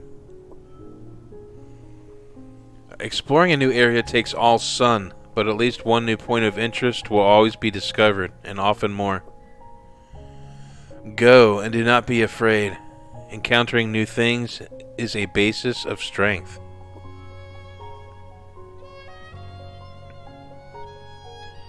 Let's go explore, man. Bwong. Hey, hunting. Looks like we got... Is that a treasure? You have uncovered a beautiful meadow. There the grasses grow high, sheltering all manner of good beasts. White sigils mark the places where you have found an interesting scent.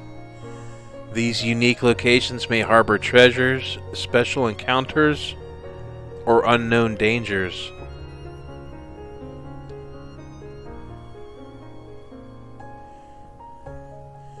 This scent is especially powerful and has a familiar tang which strongly piques your interest. On another sun, when you are well fed and rested, you should certainly investigate. It may bring weal or woe, but so long as you survive, you will grow both within and without.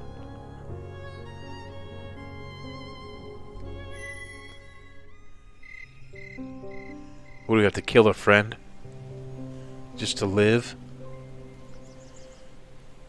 What if I just want some, like, salad?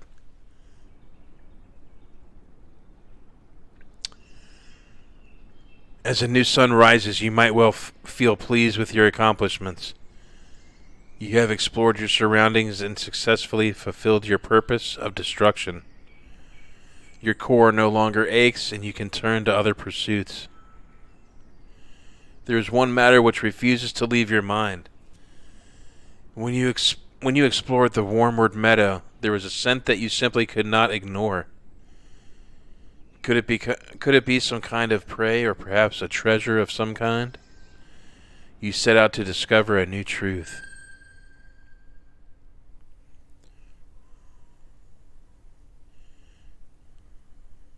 Your exploration of the Wormwood Meadow and the strange scent takes you to a vast region of rising hills, lightly furred with brown heather and scaled with gray boulders.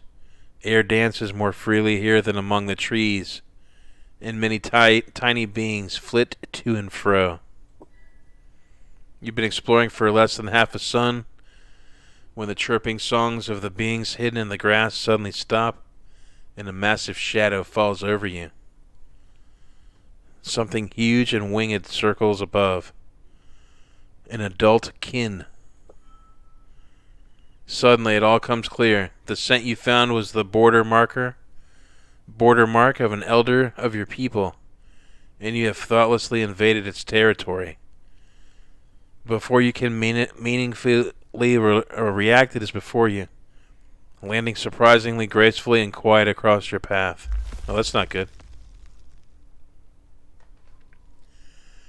Hey, buddy. It is vast and beautiful like a great nation unto itself, but blue with accents like the storm gray rocks of the hills. Its scales bear the 100,000 marks of the lovely brutality of kin life, and yet its essence shines healthy and bright from its melted gold eyes, the midnight slit of its pupil eyeing you surprisingly calmly. One of its teeth you notice is jet black. In your mind you label this kin dark tooth. When it sings to you, you are shocked by the lucidity of color in its thought images, as well as the clear, sharp line with which it divides its ideas. It is by far the loveliest song you have ever heard, more beautiful by far than the voice you heard while still in the chamber. O interloper, small and barely begun, sing to this elder kin of your future. Daddy? Shall you perish here for your crime of violating the territory of a greater being, or will you live beyond the fall of the sun? Sing a song of defiance, you will live. You sing, for you will defeat the dark-toothed challenger.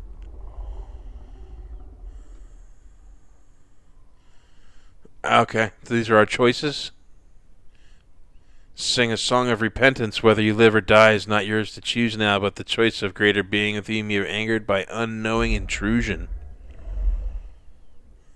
Well, you can't distract him. We're sorry.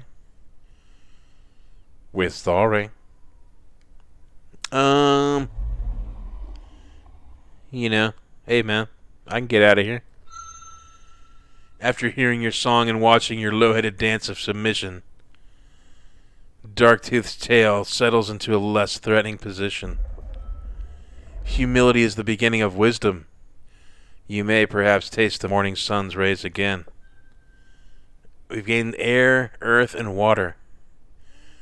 As you lie there, flattened in submission, images begin to enter your mind. A sequential song of images and concepts. And it draws on you that you are being instructed. Darktooth is teaching you many things, the songs of enunciation in which you declare your presence in another kin's territory and request audience. The song of welcome, the song of challenge, and many other songs which unfold from the first.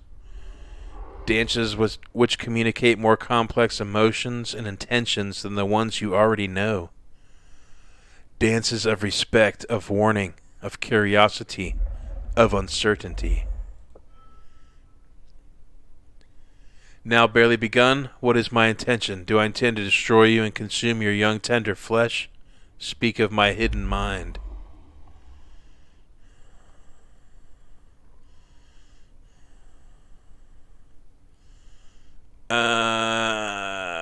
You intend to destroy me, I sing of pleading. Do not silence the rhythm within me. Miami Sound Machine? Great one. You intend to allow me to survive this sun. I sing a song of thanksgiving for your mercy and stuffing. I cannot know your vast mind and will presume not to do so.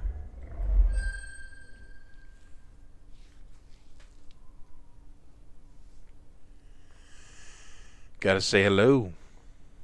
Your humility is fitting, but is for naught. Open your mind and your senses to what I have done. Would I instruct a being which I was to destroy? Instruction is for those who will live to use it. Time is precious to all. Learn to listen, not only to hear.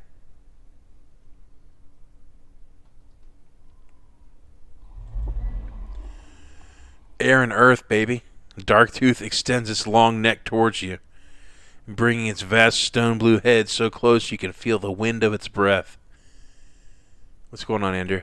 You cannot help but tremble, but resist the urge to strike or flee.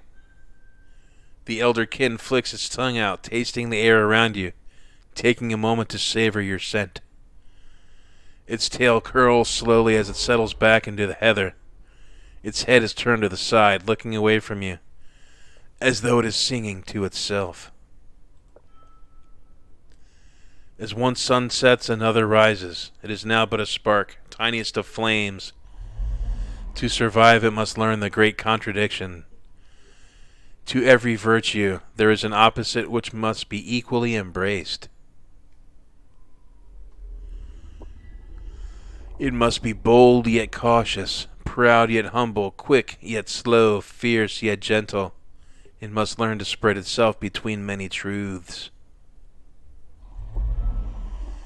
The lair it inhabits lies within the land of the tailless ones, the broken custodians.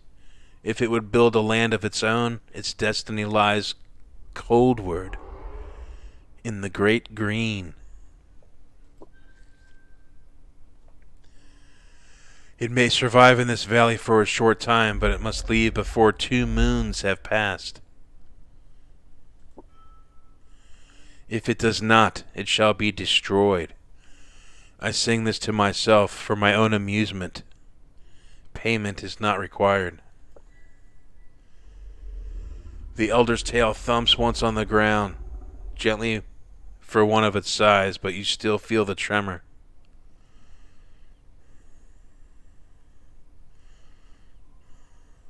Oh, I want to get out of here, buddy.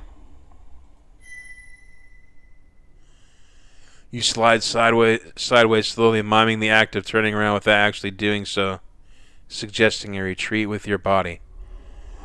Darktooth accepts the request by rising and spreading its vast wings.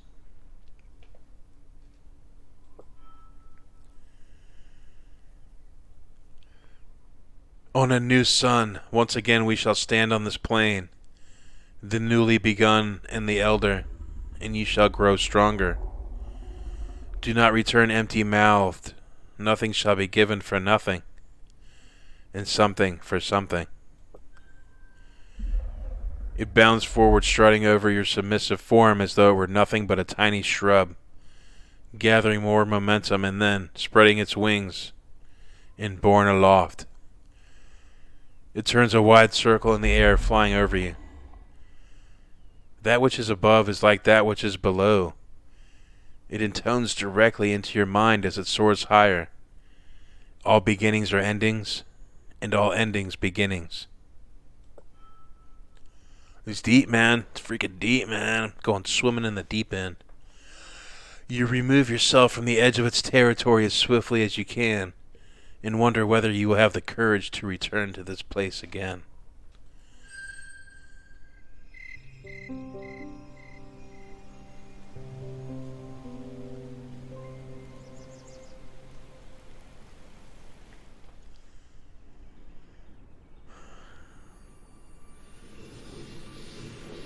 We got some earth, baby. You may now brace in combat, which does not harm your opponent but greatly reduces incoming damage. Okay, I'm glad I got to read that. A new sun has risen, and the choice of how to spend it is yours. You have only a short time to discover the wonders of this valley, to survive, learn, and grow before the no-tails discover your presence and come for you. From now on, you shall be your own guide. Remember what you have learned. Hunt when you are hungry. Rest when you are injured. And make good use of the body and mind you have to discover the secrets of Heartbone Valley. A few dozen suns, if Darktooth is incorrect, and then you must leave this temporary den for the emerald reaches of the Great Green. That vast, unclaimed empire of trees which lies coldward from here. Your destiny is now in your jaws. The world is yours to discover, as it is for all life. So it is, was, and shall be.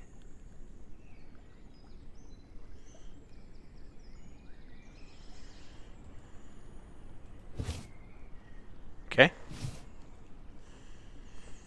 Making your way in the world today.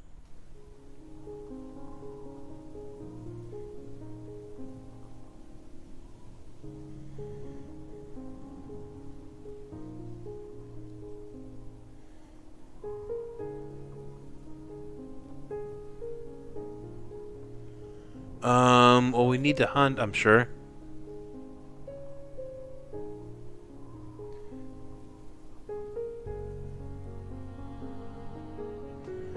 Let's go hunting. There's plentiful, let's go over to this thing, maybe. I mean, we should hunt, though. We needed to destroy to live. Would you like to hunt here for this sun? No. Call upon Darktooth? No. Would you like to investigate this area? No, let's hunt then.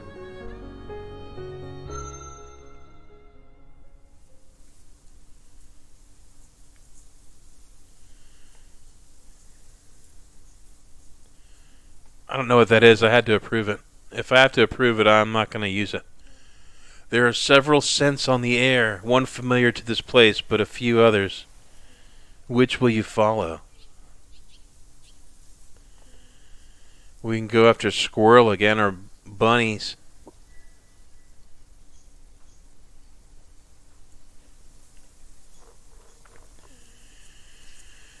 The familiar scent of long ear, a tiny scale beast smelling of the meadows.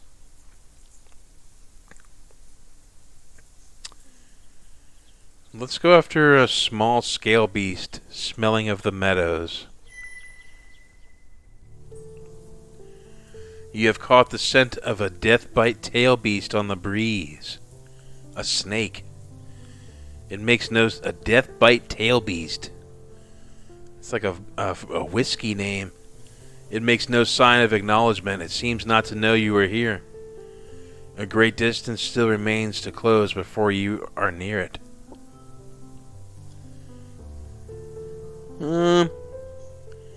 Yeah, let's observe it for a second, man. Its scent is still free from the pungent smell of fear or even alertness. A great distance still remains to close before you are near it. We can silently draw near. Whoa, what is that? Oh! Oh! That thing's pretty good with everything, huh? Let's silently draw near.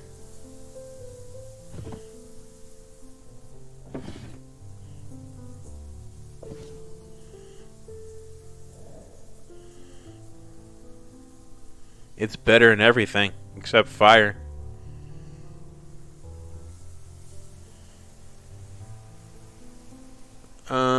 Draw near. It has paused and is actively scanning its surroundings. It is still possible to draw closer to it, but at this range you can make out its markings.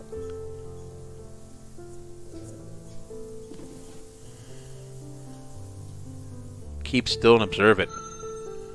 You begin to taste fear, the betrayer and empowerer, radiating from it.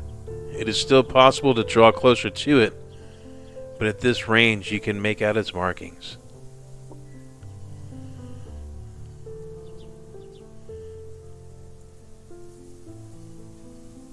The snake might be stalking its own prey. Well, the thing I've gathered is that all things destroy, so that they must live. I think we gotta strike that mother. It notices you and readies itself for battle. Hey, buddy. Begin the dance of destruction.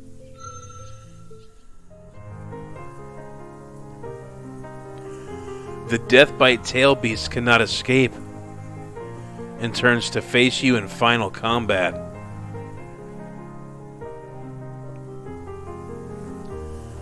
What is my will?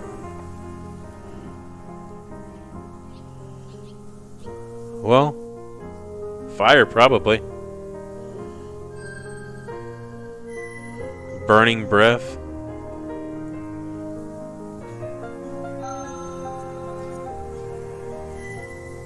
Fire flash.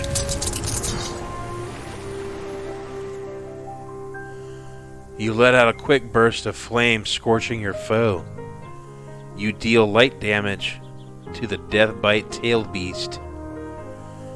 The Deathbite Tail Beast attacks gracefully and uses your force against you. Deals serious damage.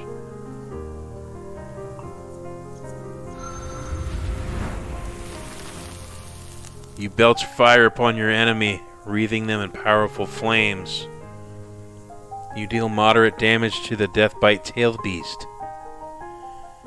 The Tail Beast lashes quickly at you. The air grows richer with fear and despair.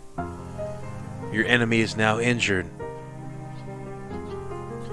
Your essence shouts crimson. You are now truly injured.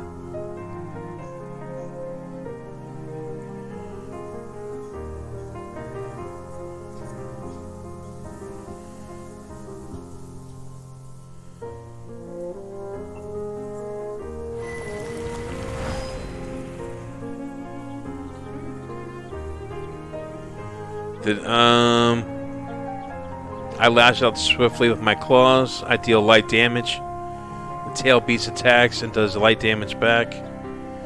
The redolent essence of the tail beast dances on your tongue. The redolent essence. It is crippled and stands in the very shadow of destruction. I'm truly injured. I think we gotta kebab this thing, man. I wish it lets you know what, I don't know how you check what, like, what it does.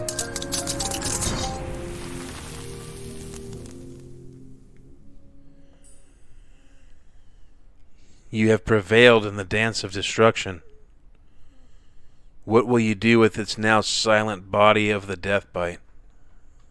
What's the hidden option, baby? Oh. If only your mind was sharper, or you knew more of the Deathbite clan. I can only consume it raw. Oh. While the taste is not bad, your core begins to object shortly after you swallow the poisonous good beast. The unpleasant feeling spreads. You feel awful. I have gained some energy.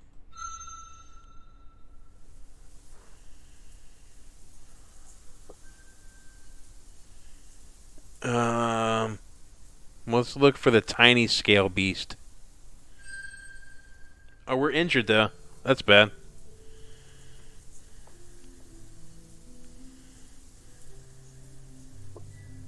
I'm like really injured, aren't I? I've got like red eyes.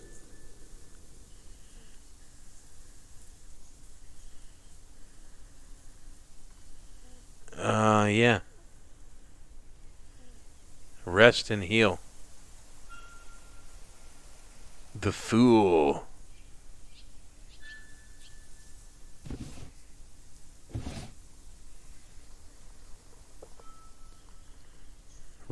Retire for the sun, man. That first snake messed us up.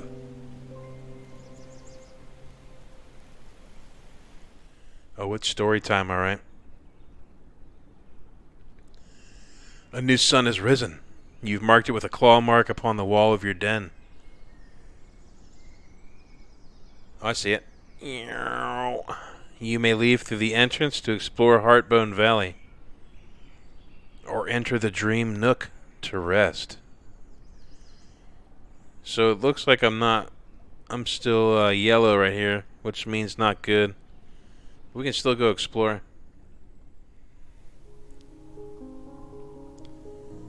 Let's go see what that area is up here. Yeah, I want to investigate, baby. You know I do. The shallow section of one of two streams which divide Heartbone Valley into its namesake shape is full of stones, which have been smoothed and polished over many turnings by water's tender affections. Most are too dull and common to be of any real interest, but a very few of them are quite beautiful. You could spend a sun or 3 here searching for worthy baubles to add to your trove. You will, of course, find fewer and fewer with each new search, as the high-quality stones grow harder and harder to find. Will I spend the sun searching for rare stones among their thousand common brethren? Yeah. The task threatens to become tedious, but the occasional rare discovery, paired with water's trickling song, keeps you interested long enough to find 7 stones worthy of becoming part of your collection. Perhaps you might return another sun for more, though the bounty will probably be reduced. Yeah, treasure.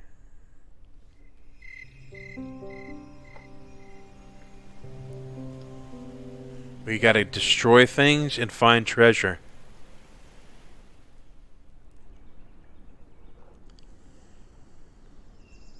A new sun has risen. You have marked it with a claw mark upon the wall of your den. We need, well, let's see if we can explore. That's the dark tooth right there. Can we go back here? Let's see if I can hunt a squirrel that won't mess me up.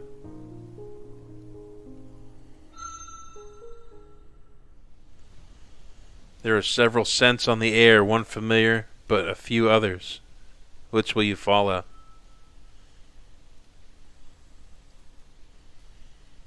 Ooh. The familiar scent of tree tail? A tiny fur beast, smelling of trees. A small fur beast with a very pungent odor.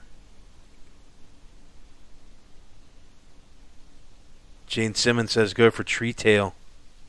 We should go for squirrels again or learn about someone new. And we'll go for tree tail again. Your keen senses have revealed the presence of a tree tail here. It makes no sign of acknowledgement. It seems not to know you are here. Its body and yours are nowhere near each other. Let's observe it for a second. It's oblivious, remains yet just on edge of your senses, a great distance away. Let's draw near for a little bit. I don't know why that thing popped up like that.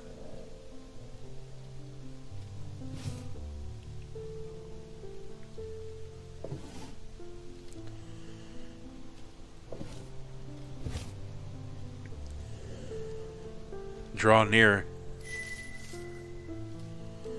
It seems completely oblivious to your presence. While not immediately in front of you, it is not far either.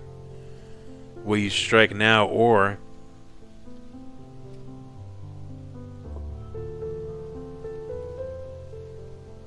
Skyrim story time? Yeah, we could do it. I've been reading for the last 2 hours, I think. 3 hours? I don't even know.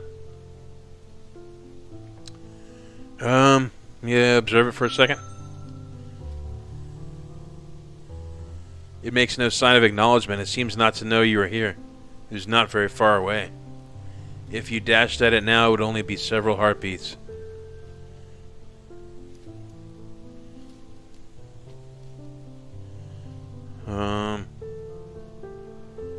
Strike it. Chase it. Oh.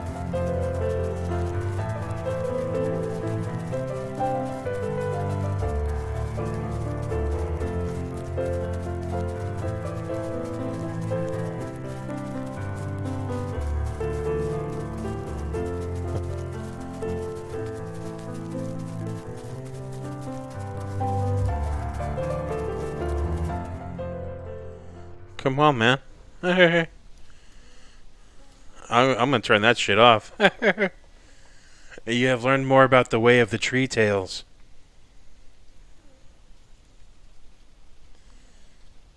Oh, fuck that tree tail, man. I encounter a dark sweet foraging for food. A dark sweet? Following the way of its people. It is, as of yet, ignorant of you. It remains yet just on the edge of your senses, a great distance away. Its head raised in alert. Clearly it senses something amiss. It's not very far away. If you dashed at it now, it would only be several heartbeats.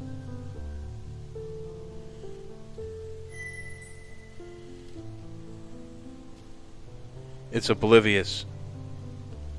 Let's get a little closer. Ow. Oh, we're not good at hunting. That'll be the end of us.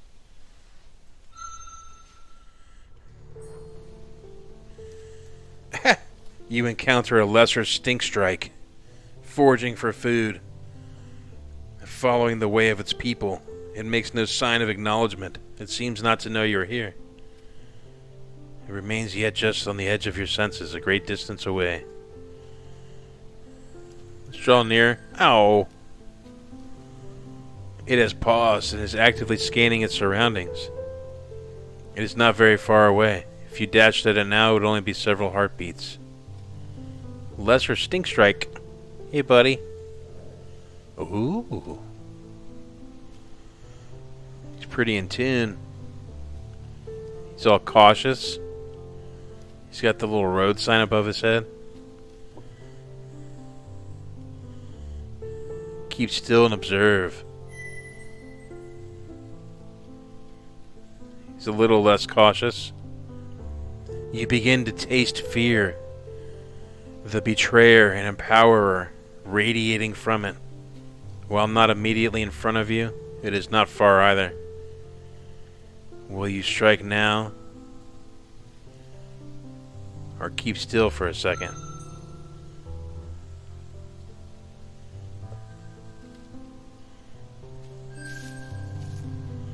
It notices you and readies for battle. It's a mink. The goal is to read a lot and drink water. We're a dragon. We have to destroy all living things and find treasure.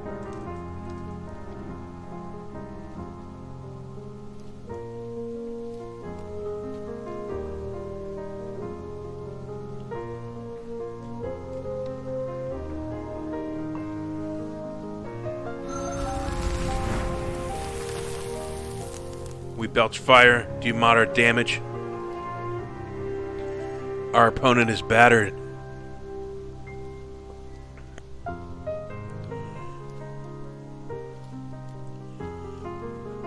Let's go for a water ability.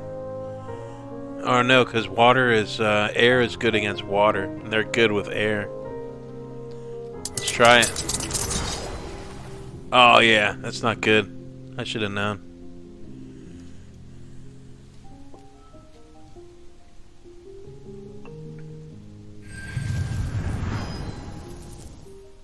Am I dead? Hey! A fucking mink killed us. Your narration sounds good. Well, I've had about a 2 liter of water because I've been reading for so many hours. I'm glad the microphone's good, though. Fear and agony fade, replaced by the familiar scent of earth and the sounds of air and water outside your lair. With a sigh of relief, you realize that the tragedy you experienced was merely a dream. You are safe for now. When you meet your end, you will lose one sigil of life and begin again from the previous sun. In such cases, the end you witnessed was but a dream. All gains and losses from that sun are revoked, and you are given another chance. Take care not to repeat the same mistakes which led to your dream death. PC. If I try and put PS4 Pro if I'm doing a PS4 game, I try and denote that. Should you perish with no sigils of life remaining, you will experience true death. and your adventure will end.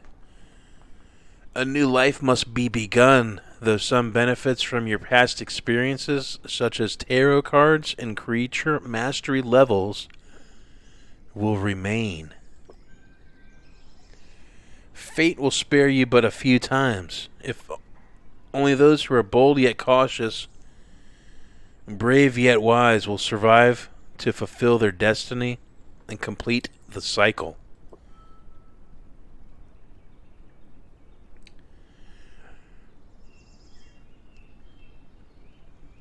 May you be warned, and may you be blessed. A new sun has risen. You have marked it with a claw mark upon the wall. Yeah, we know about it. We gotta get out of here. We gotta hunt and find treasure.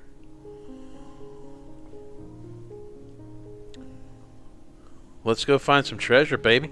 Let's get those rocks. Joe Rogan? Yeah, we know about the shallowness. We need them.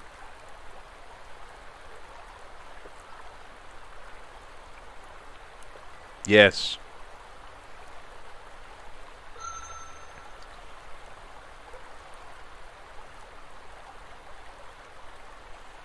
Finding rare and valuable stones is more difficult. Ow! Though I do manage to make a snack of a slow-moving, water-bound swimmer. Okay.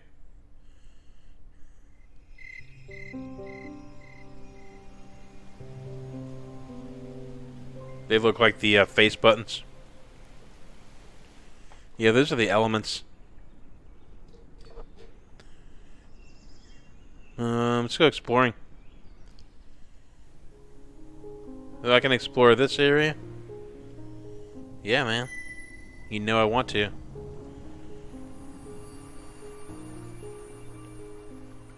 Ooh. Some tailless. Following the warmward bank of one of the river forks, the oily, smoky smell of the tailless is carried on the wind. You are drawing near to one of their hives. It is a dangerous land, but a bold Drak might learn something of their mysterious ways, or steal food or even treasure from them.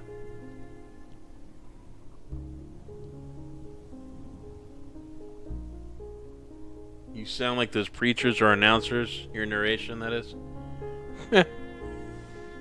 I was saying at the beginning of the video that they should make a dragon Dracula and call him Dracula. Get it? Alright, there's our fire symbol.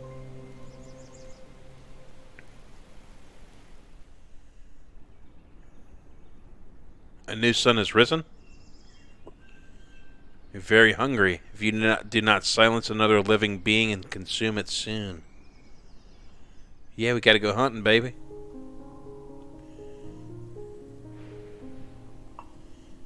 Would you like to investigate the area? Yeah, man. I see a buffalo. Sheep. Oh, is that Toblerone?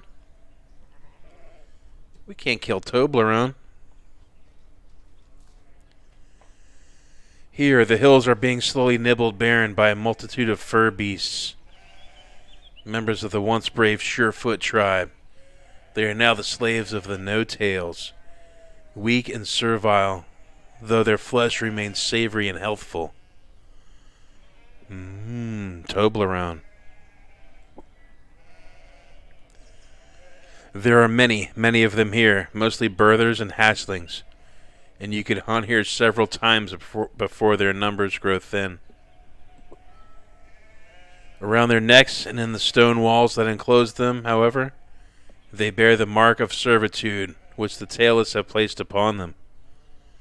Attacking these slaves of the No-Tails may provide much food, but there may be consequences in the future. Hunt a slave Surefoot. Yeah, man. The No-Tails are threatened by my actions.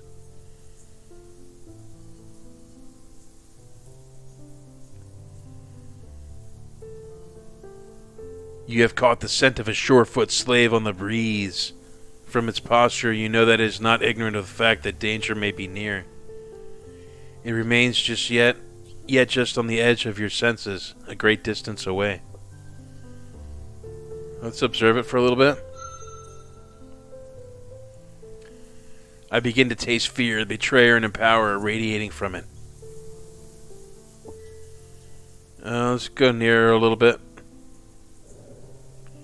Oh, that thing's good in everything, baby. Hey. Jane Simmons says, no, what, don't kill Toblerone?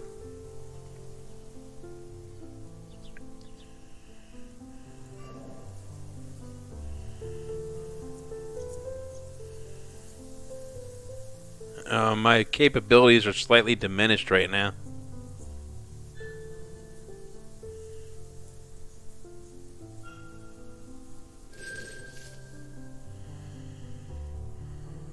Chase after it, man. I didn't mean to press that.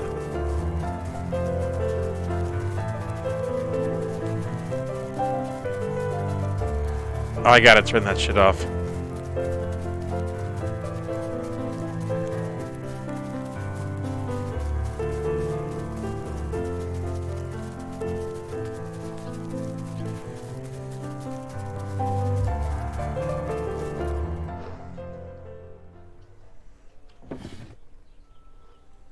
Skip the chase scenes, yes. Yes.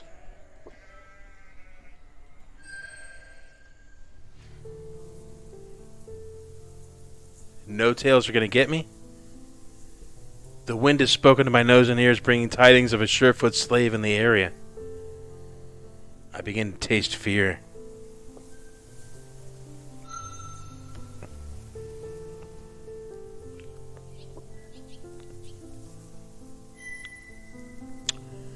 Hey, Toblerone. Hey, buddy. From its posture, you know that it is not ignorant to the fact that danger may be near. If I dashed at it now, it would only be several heartbeats.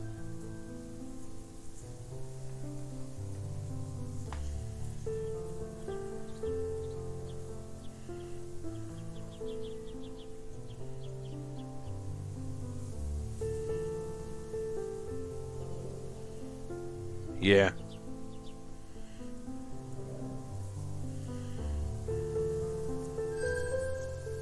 Its head is raised and alert. Clearly it senses something amiss. While not immediately in front of you, it is not far either. Will I strike now, or... I'm gonna strike, baby. I gotta get after it. Ow! Air. Stupid air. Yes, I need to eat. I wonder how many hunts we get. Maybe this might be the last one.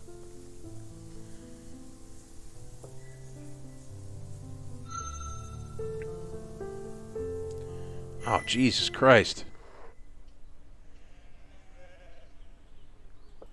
Yeah, I think you get 3 shots. We're gonna go to bed hungry. Poor little dragon. I feel good for Toblerone, though.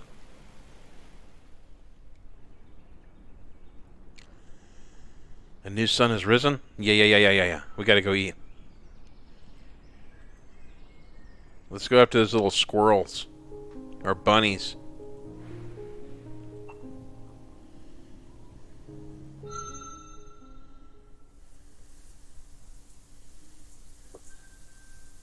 I need to go after some long ear. Out of the car, long ear. Seems not to know I'm here. Let's observe it for a second. Alright, we'll go draw near to it. I begin to taste fear. Let's watch it. Its head is raised and alert. Clearly it senses something. I can make out its markings.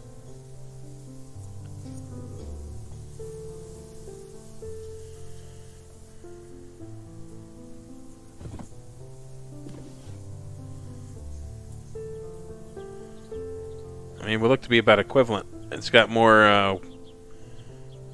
It's better. It's better than us. The long ear.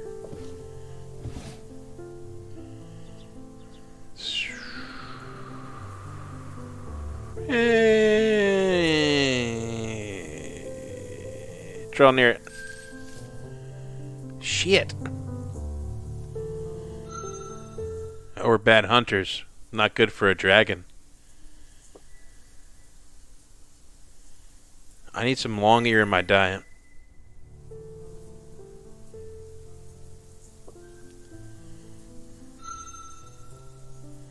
It's ignorant of me.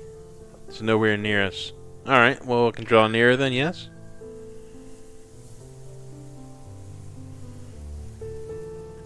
Clearly it senses something amiss.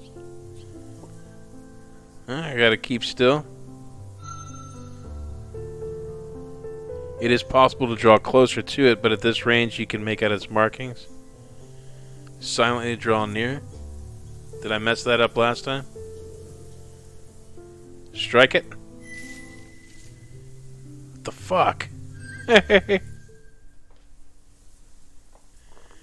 Oh, we're gonna die because we can't eat. Yeah.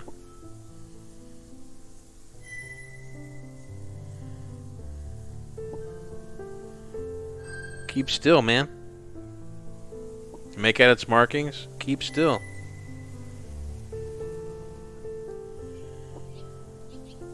If I do any of those two, it's gonna leave.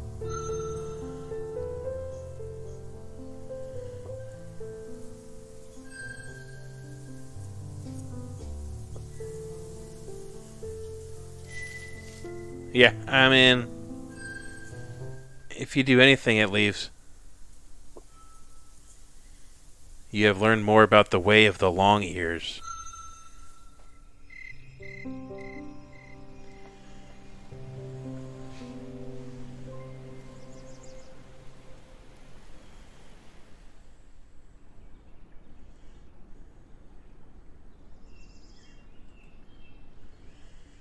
We gotta go hunting, man. Can I get a squirrel even?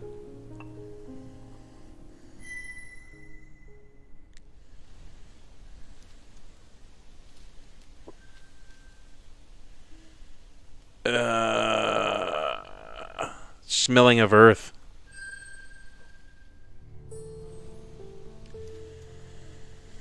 Your keen senses have revealed the presence of a prickle back here. Porcupine. It seems completely oblivious to your presence. At the moment is far from you. Hey, buddy.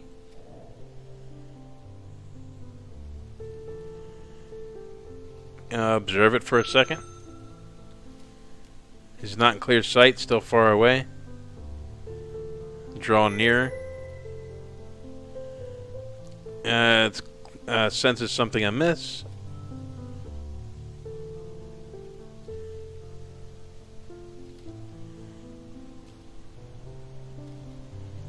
See, what I don't get is why when I hover over that, the water orb.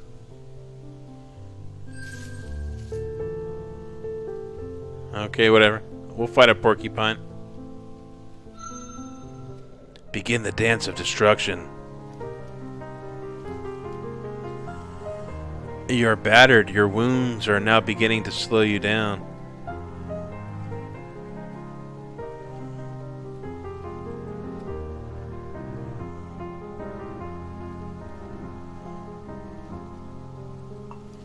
Swift strike.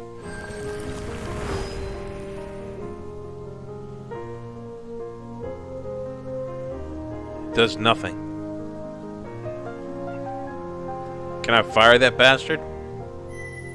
Power strike.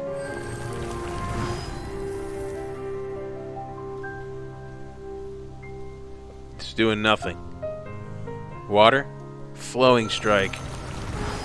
Ooh.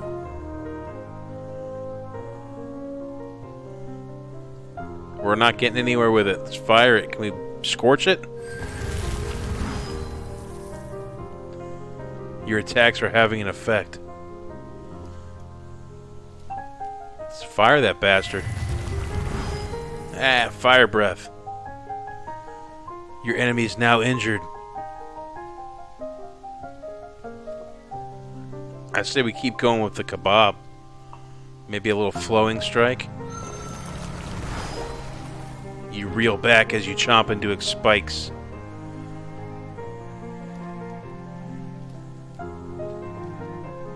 Let's fire it, man.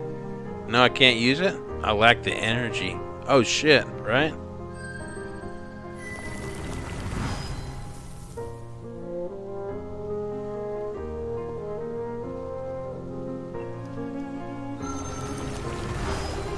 I attack gracefully.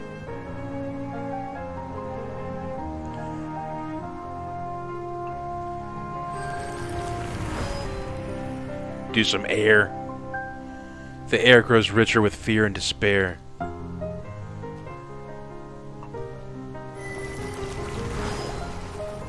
Oh, I think we should use fire probably. But I don't have the, We're gonna die if we don't kill this thing. The redolent essence of the prickleback dances on your tongue. It is crippled and stands in the very shadow of destruction.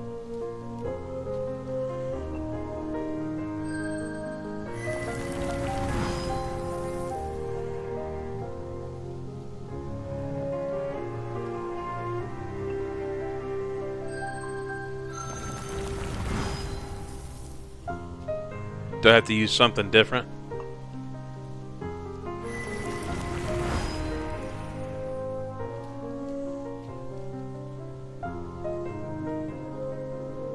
I mean, it has no air.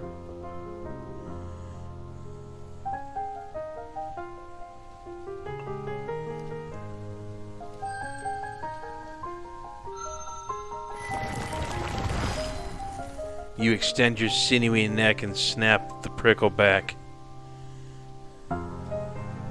You know, if I lose this thing, I die.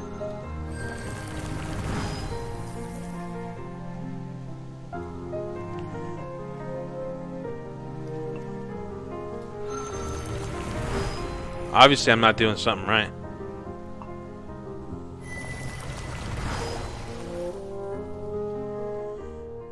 I don't know. Separating the prickleback's spike-riddled pelt from its flesh is not easy. I have gained some energy.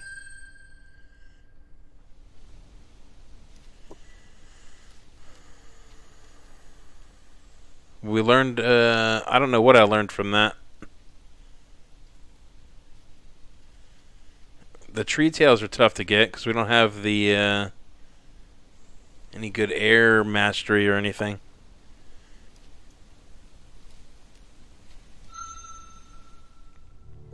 Hopefully we can get another animal. The taste of lesser sink strike essence is upon the air. I've heard that before. Keep still. Makes no sign of acknowledgement. We can go near it. Hey, buddy.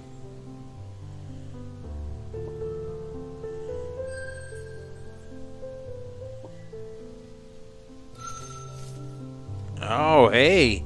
Hey, buddy. It's a ferret.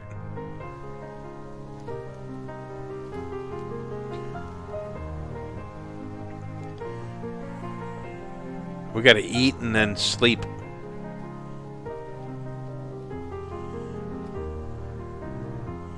It's pretty good in everything, really. The fire abilities drain our...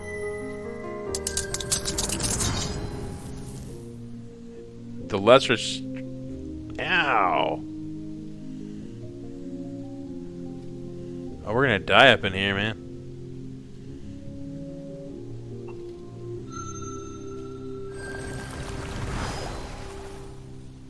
We're dead. Hey. I mean, all the stats were better than ours. And I'm not fighting on a full rune.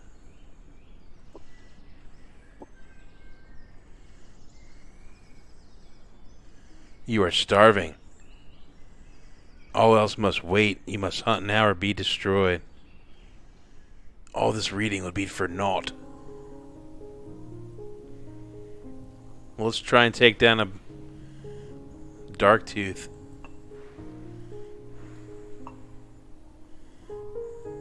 See what happens. Hey, buddy. Standing near one of Darktooth's scent marks, you have let out a song of annunciation. And after a short time, the elder kin arrives. It settles its body down among the hills like a low mist and waits for you to state your purpose. Naturally, any question must come with an appropriate payment.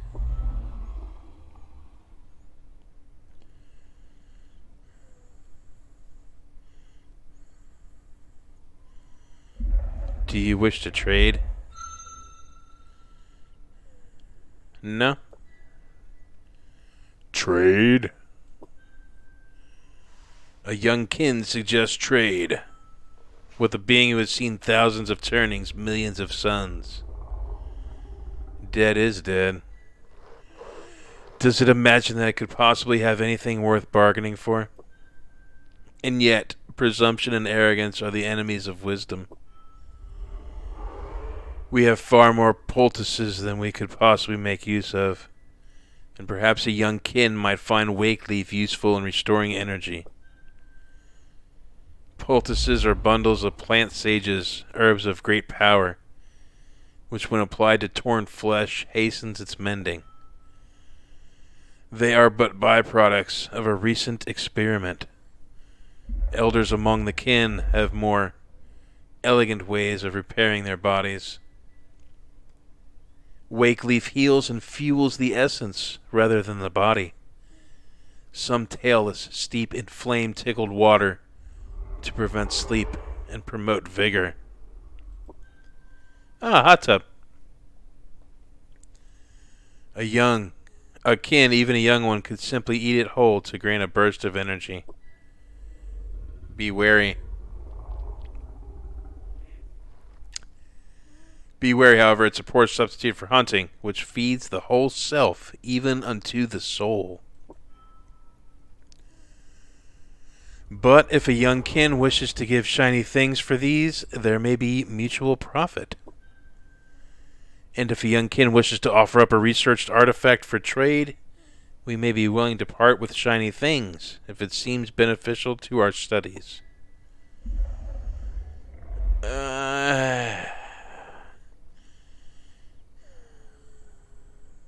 Well, let's find out about the elements, man. The Great Four has your legs uphold you so that it uphold reality and cause its movements and its progressions. They come into being through the circle dance of the cosmos, from the longing of sun for earth and earth for sun, and of all beings for each other. They are these.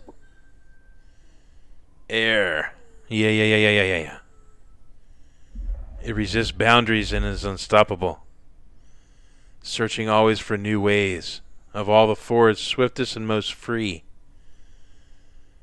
Fire. We know about fire, baby.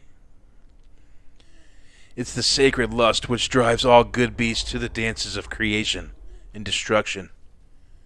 The will to power, pride, and ambition. In the outer reality, it is a bright dancer, the seed of which we carry within our cores and breathe out upon our foes.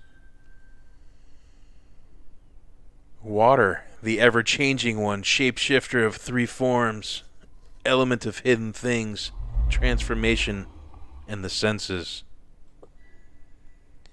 Water is the very essence of the great birther, without which she and all of her hatchlings, even the Dracula, would perish. Water flows red within and clear without, but in any form it shifts and changes to fit any vessel. Learn its truth, for life shall twist you into many shapes, For life shall twist you into many shapes, and unless you are like unto water, you will shatter. We got some water, baby. Earth, the endurer, the nurturer, element of fortitude, patience, and wholeness. It is the flesh and bone of the great mother, strength of the mountains and land beneath our claws, undying, unshakable. It moves not of its own volition, but remains always itself. From it we learn to be steadfast, to know ourselves, and to build up our bodies and treasure troves into unassailable peaks beyond all detraction. Both within and without, these elements guide, facilitate, challenge, and inspire all beasts. To know them in the self, in other beings, and in nature is to know true cause of every effect. Fire devours air, air dominates water, water destroys fire. Earth stands alone, undestroyed and undestroying. Learn these truths, and in all dances you shall be elegant and powerful. Andrew E. says it sounds like I'm reading a poem. No, sorry, dude. I like different games. I think the story's been pretty cool. We're not good at hunting, so we're gonna die, but it's been pretty awesome. Such is my song to a young kin. See, I don't know where it shows what kind of. Oh, okay, that's the little thing. That I have 7 shiny things. Okay, that's my little buddy. What is the great being in the one song? Darktooth receives your piece of treasure. The stars are her scales. Okay. No, man. Stop taking my shiny things. Darktooth responds by taking to the air. The grasses of the field bow down low in respect as it beats its mighty wings. Soon it is swallowed by the sky.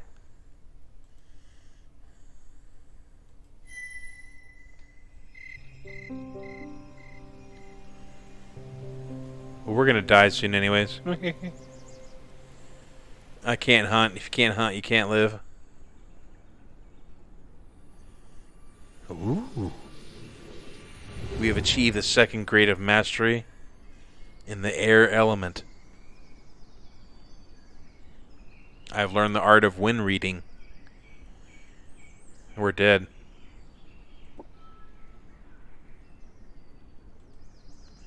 We have no life in us.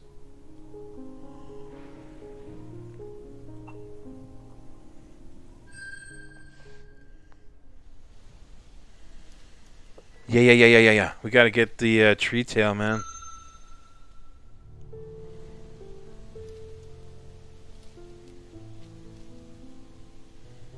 The wind is neutral and will not affect the hunt.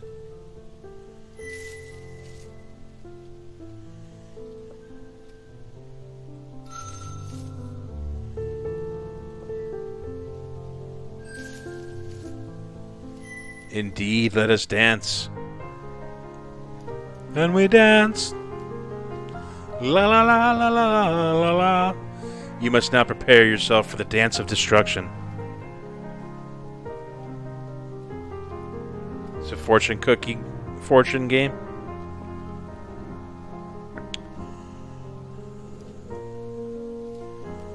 Well, I mean, we're better than this, buddy, in everything. Let's go with our fire.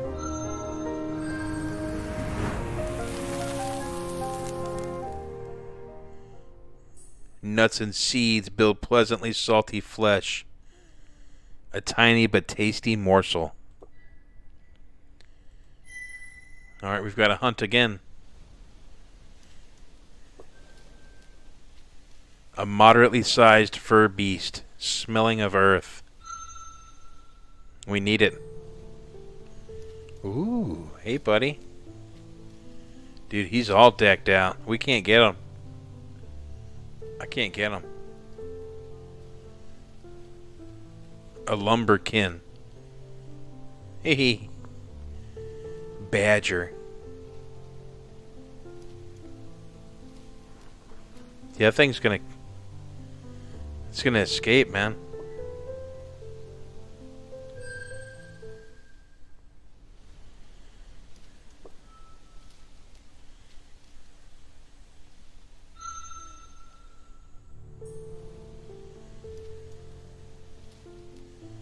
The wind has spoken to your nose and ears, bringing tidings of a dark sweet in the area. Hey, dark sweet. Hey, baby. It is as of yet ignorant of you.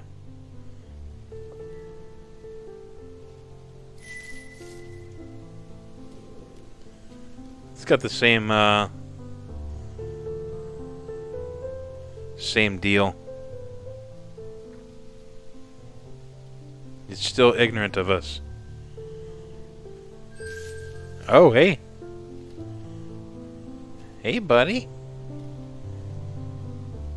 You ready to get fucked? Strike! Indeed, let us dance. You must die. I am Indigo Montoya. You have cornered the dark suite, and so begins the dance of destruction. Jane Simmons has more faith in the badger than the dragon. I don't blame her. What will your action be?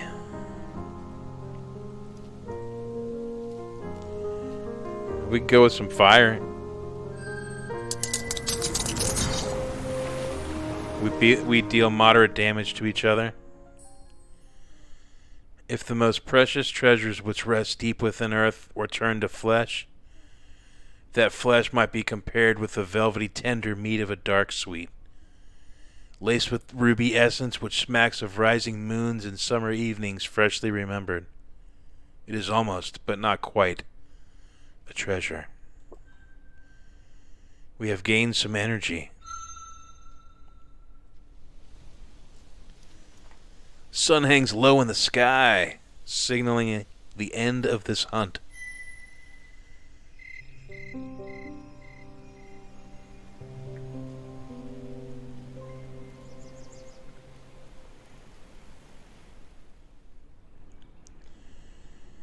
Our dragon's eyes are yellow.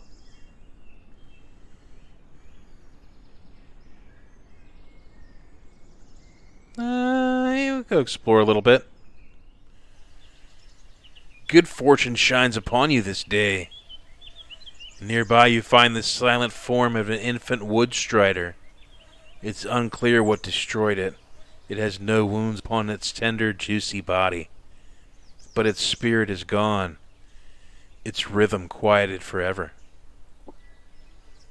With neither chase nor dance of destruction, you have found yourself a tasty meal. What will you do?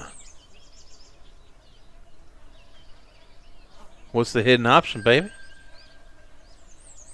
Well, I want to consume that bastard.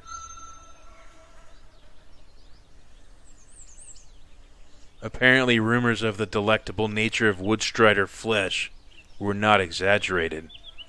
Hey, venison's good, baby. There was something slightly different about the taste, but overall, it was a wonderful experience. I have gained a lot of energy. That was huge.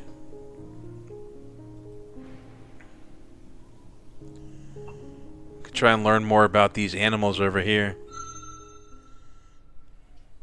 Oh, yeah. Toblerone.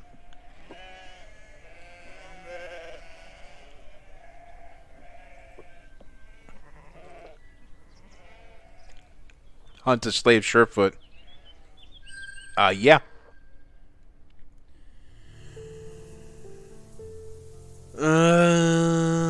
The slave foot.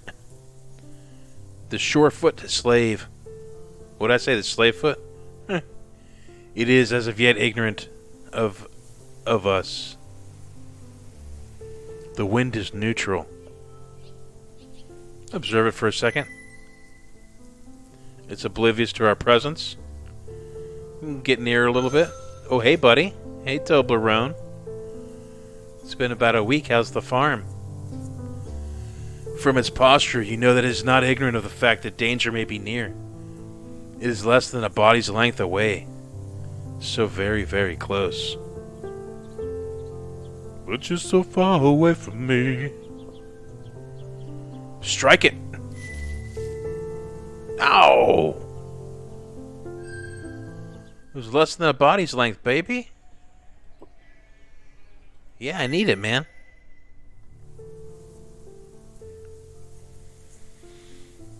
The Surefoot slave is upwind. It will take longer for your scent to reach it. Draw near.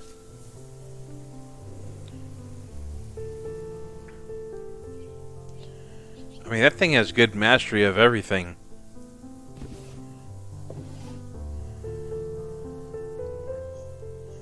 Our fire is equivalent. It's got better earth, better water, and better air.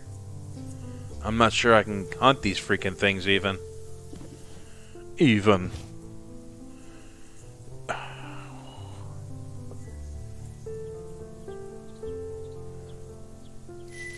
Oh, hey, buddy. Hey, Toblerone. Its head is raised in alert. It is so near that you could reach out and touch it with your talons.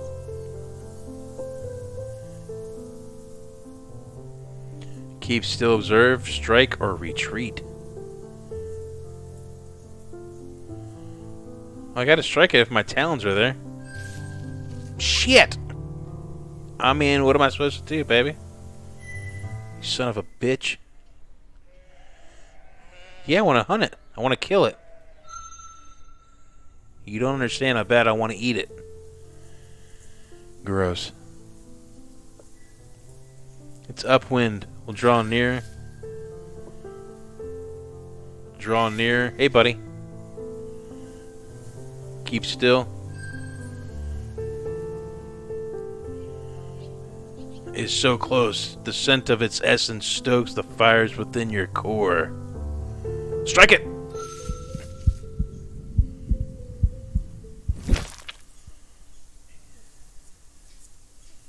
Your prey yet lives. Finish it. Begin the dance of destruction. Symphony of Destruction.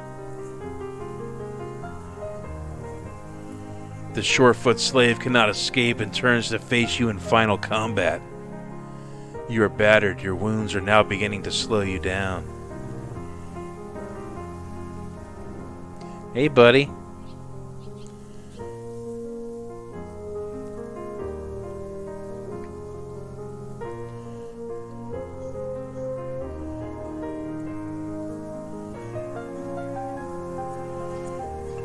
Try and get a little burning breath in there. We do moderate damage to each other. The redolent essence of the Surefoot slave dances on your tongue. It is crippled and stands in the very shadow of destruction. It's got no fire. Use a water ability then?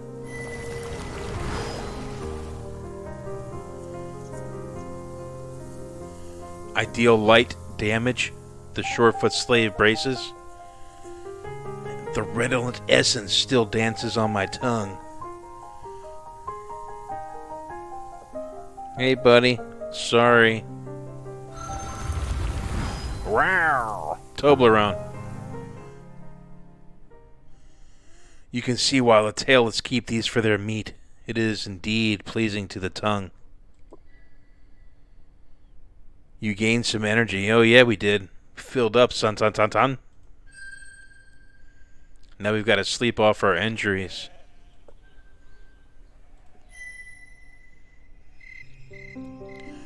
We're sorry.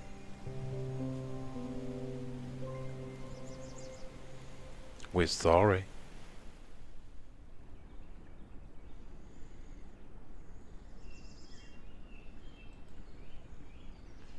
Rest and recuperate, man. I gotta do it.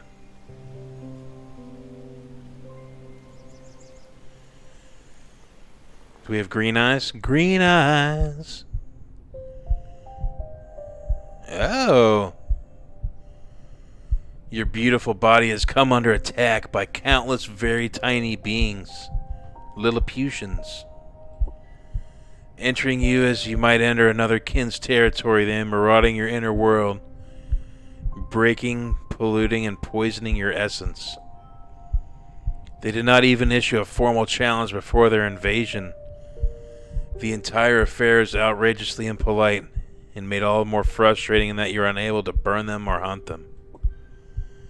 You cannot even use your mind to its regular extent. It is largely preoccupied in fighting the invisible interlopers. You cannot help but remember the questionable flesh you consumed a few suns ago. You cannot be sure, but you have a sinking suspicion that it may be to blame. You have little appetite, but perhaps some hunting might help your body, or exploration re-stimulate your mind. Your core is telling you to stay in your den and not move, but the no-tails continuously draw closer to discovering you. Darktooth may be able to provide advice, but the trek to its territory will be laborious, and its assistance is, of course, never free.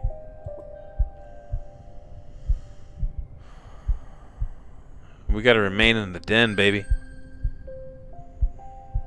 You huddle down in your earthen sanctuary and sleep as much as possible, following the directives of your core. I can only hope that this has given your internal forces some kind of advantage in the pitched battle raging inside of you. Perhaps resting more will help, though you feel awful. It turns out to be a wise decision, as the illness will now depart more quickly. But this is not how a mighty Drac should spend its suns.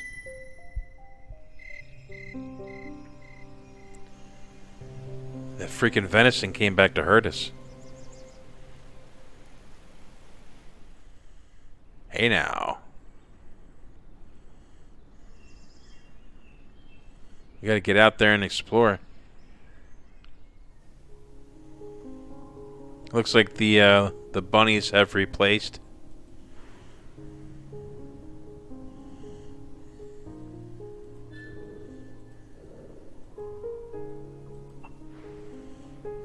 Let's explore over here.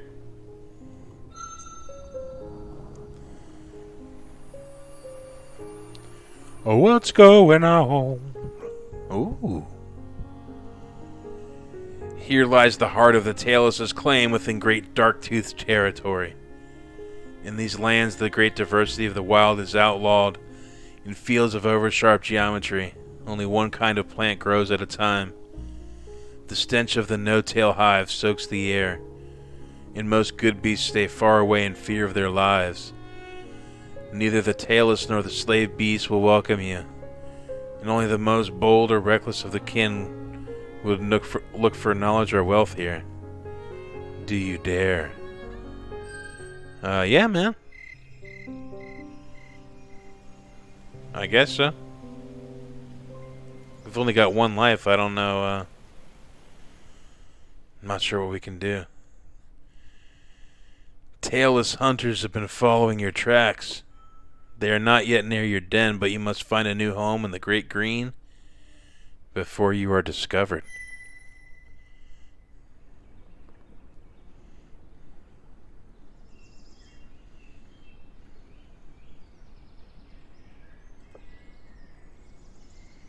No-tails have been smelled near the river, though it will probably take them at least several more suns to find your den.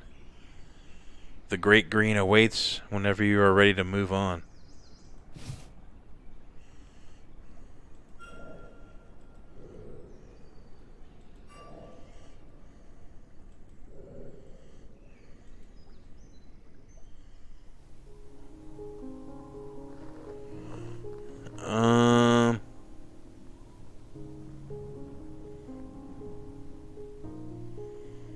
Let's check out their animals, maybe.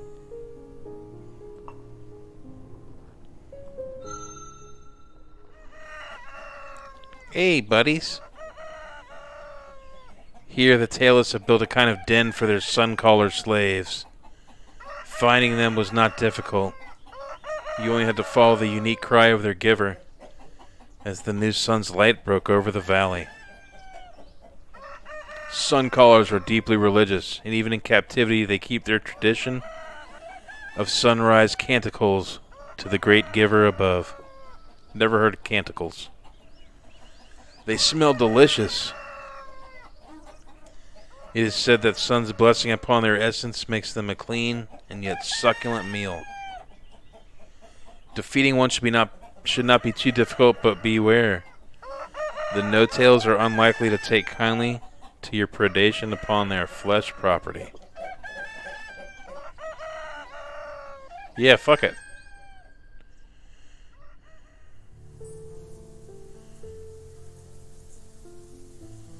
The humans were alerted to us. The wind is not in our favor. You must move quickly if you wish to sneak up on it.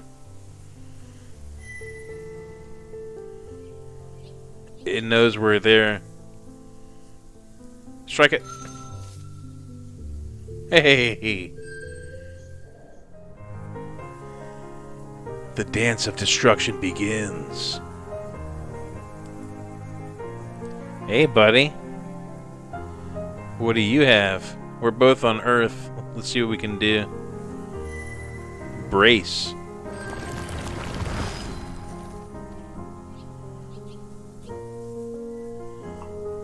Bite it.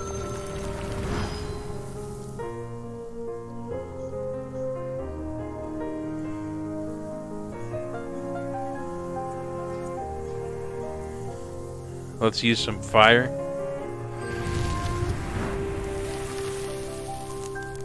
Oh yeah. The redolent essence of the sun caller dances on our tongue. It is crippled. Let's use some more fire, man. Fried chicken. Mashed potatoes. Its surface feathers were caked with filth, but the meat was surprisingly hale. Gain some energy. No.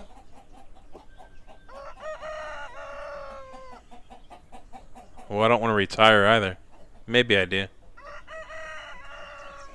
Because the more you hunt them, the humans don't like it. We don't really need energy, I would say.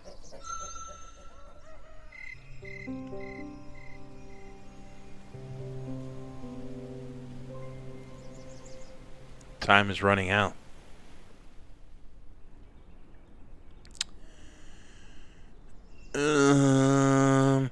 Yeah, we're looking pretty good. Oh, there's a new area to explore.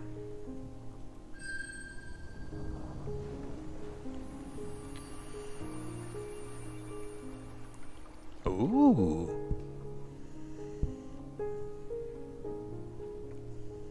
Traveling riseward from the conflux reveals steep slopes and high hills.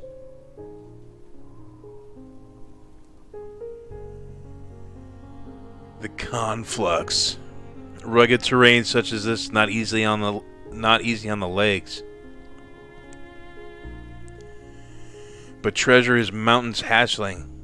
There's a common saying among the Drekkin. Drakkin, might the rocky outcroppings hide precious shinestone? Or perhaps something even more valuable? I don't know. What happened there? What the... I hit the wrong button, obviously. That sucks.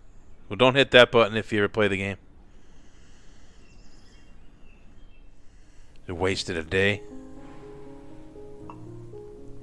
Yeah, investigate it, son. As you explore the base of the mountain which splits Heartbone Valley, a curious scent captures your attention. It smacks of shinestone, but with a hint of fire and sweet rot.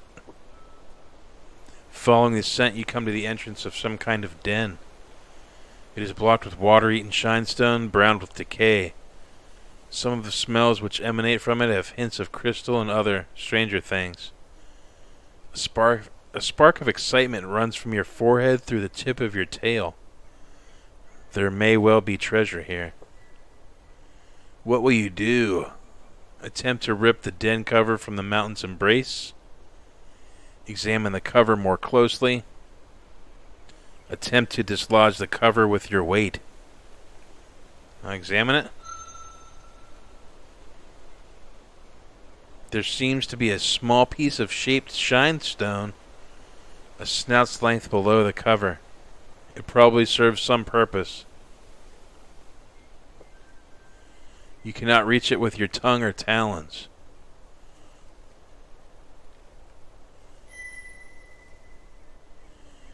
If only we were smarter or more flexible. I've heard that before. That button. Yeah.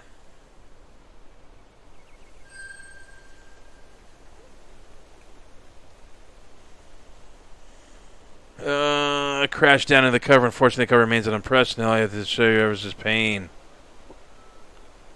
All you have is pain.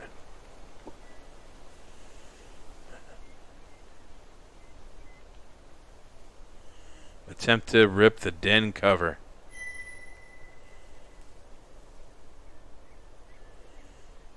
We have rusted shinestone in our mouth.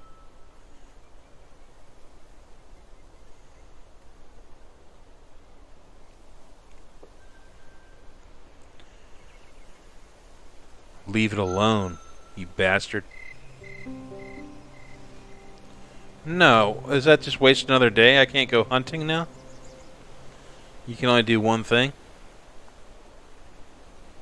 Bastard.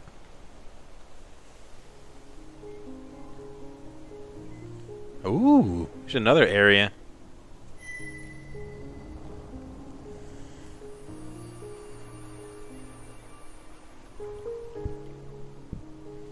Following the coldward bank of the running water, you pass through the lush meadows and tall green grasses brimming with tiny beings. Where the two rivers become one, a deep pool calls for further exploration. You have heard of swimming, but have not yet tried it. Have not yet tried it. Okay, swimming. What the hell, dude? I know, those days are just ticking away. I'm pressing the wrong thing, obviously. The long, clawless paw prints of the no-tails have appeared dangerously near your den.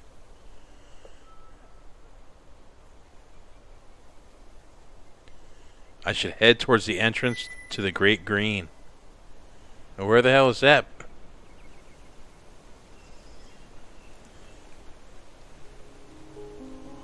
Is that it over there?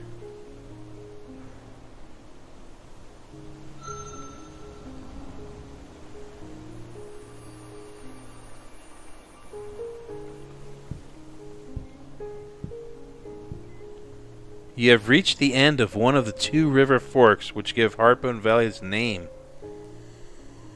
Somewhere in this area lies the entrance to the deep forest, the Great Green, the Great Green, to which you must escape before the no-tails find you.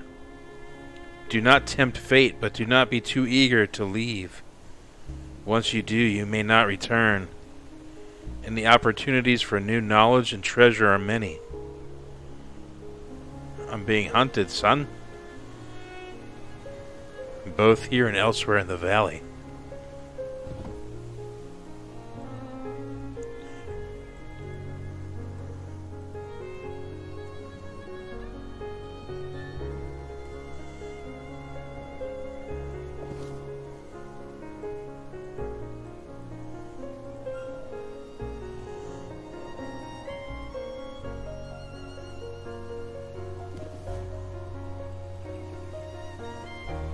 I don't know.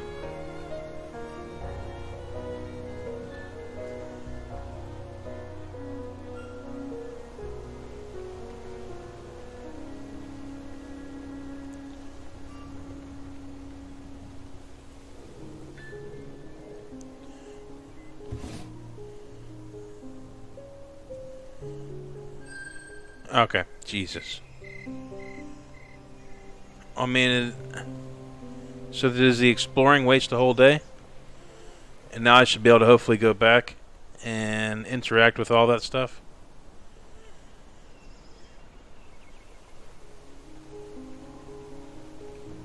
Oh, there's a whole thing I missed. But the humans are close.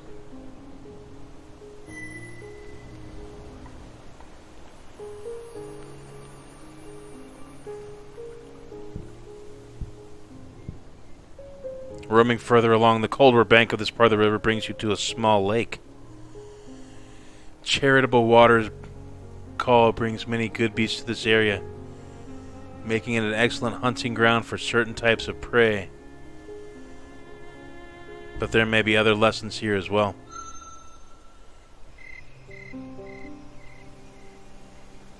Yeah, we gotta go into the Great Green.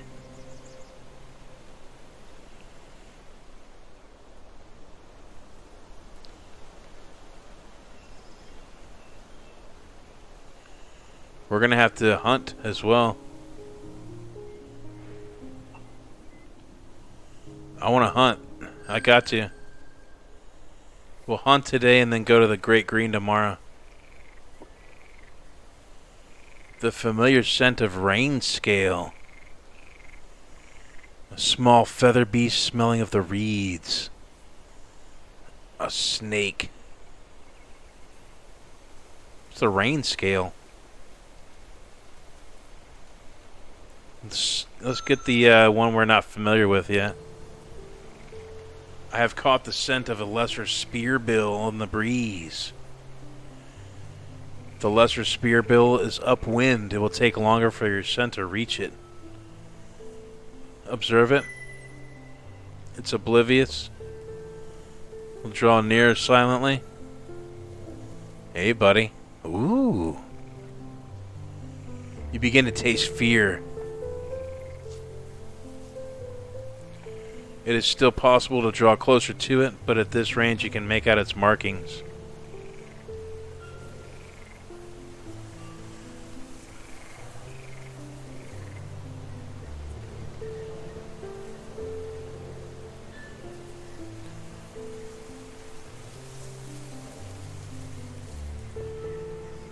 Observe it. From its posture, you know that it's not ignorant of the fact that danger may be near. It is not very far away. If you dashed at it now, it would only be several heartbeats. We can't get any closer, I don't think, because the air is so good. Strike it! Ow!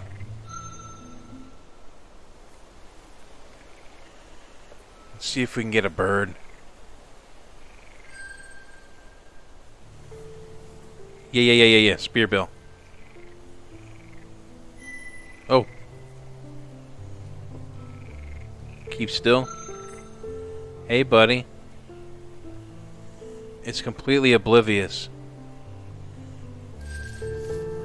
Ah, you son of a bitch. I knew it. Hey. Oh. It'd be nice to get a beast.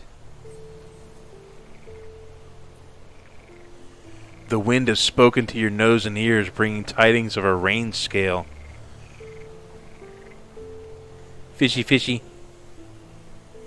That's nothing. Let's go kill that bastard.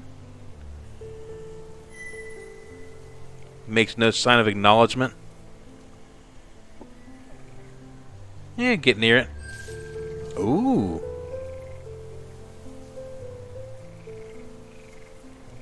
Yeah, the crane wins. Every time.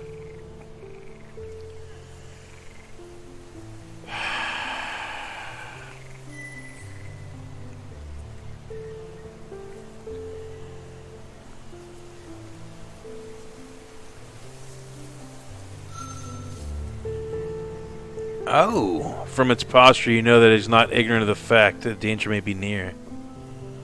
Yeah, let's kill that bastard. Strike it. No! Ah! Little rain scale bastard. We gotta go to the Great Green. I don't think we have much time left before the mean humans come. Fish wins every time. We're not good hunters.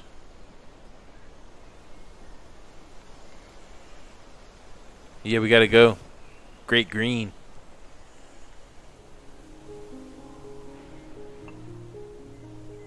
Yes. Ooh. You have come to a sacred place. Any good beast could sense it. A verdant gateway, redolent with laurel, mint, and sweet decay. A being more powerful than even the kin has claimed this place and what lies beyond. This is the entrance to the Great Green. The Great Green, the forest primeval where your people have hunted since the first kin emerged from its chamber. It is infinite in its beauty and its danger, changing as the turnings pass.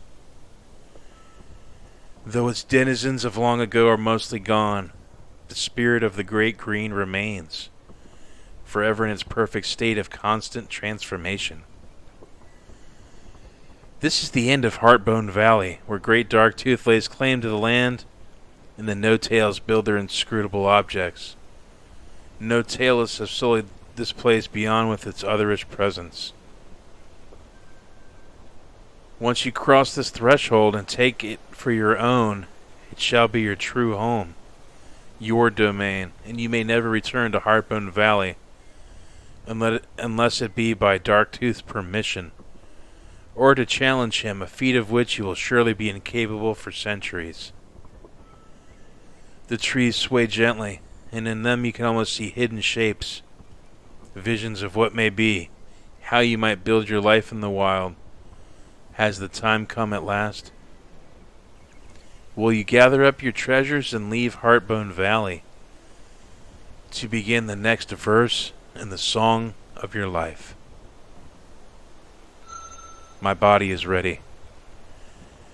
Deep in your core, you sense that this is the boundary of your infancy. If you continue on, there'll be no retreating or no returning. Are you truly certain that this is the time for you to leave the place of your hatching behind? Yeah, man. Let's check it out. Let's get our 6 pieces of stone and get the hell out of here. You return to your den and swallow up your treasures. You know that they are mere trinkets compared to the wonders that await discovery in your true home to be. But they represent the trials, the precious failures, and successes from which you first learned.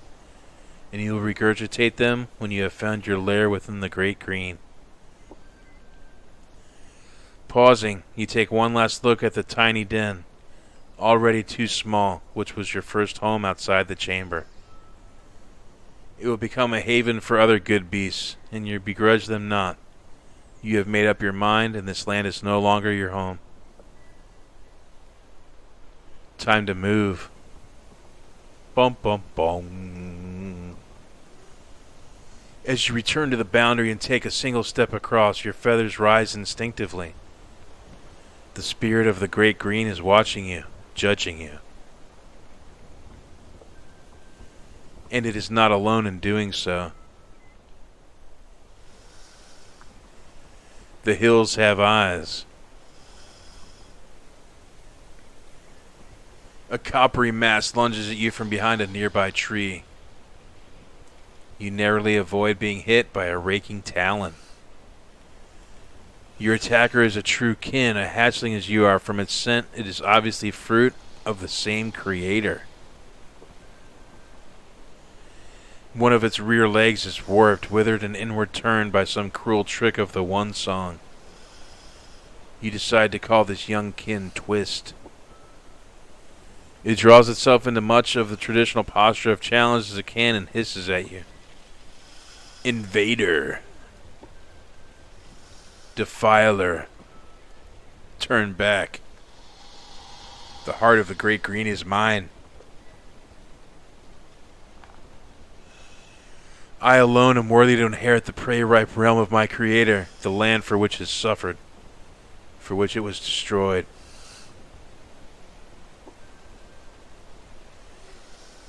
My justice shall descend upon all who enter as surely and inexorably as the fall of night. Begone or feel my wrath. Apparently Twist has claimed the Great Green, and quite recently of that. It is not properly scent marked the border, nor does its essence yet creep through the soil or sing through the wind, as it does when land recognizes a new monarch. What will you do? Ask about Twist and the territory he claims. Inform Twist that you're its sibling. Offer to exchange treasure for the right to rule. Mock its deformity, express pity. Challenge Twist. Give you some of my treasure. Can it be? Can it be that in so short a time a hatchling could gather so much treasure as to cause another to turn away from its own land, even newly claimed to possess it?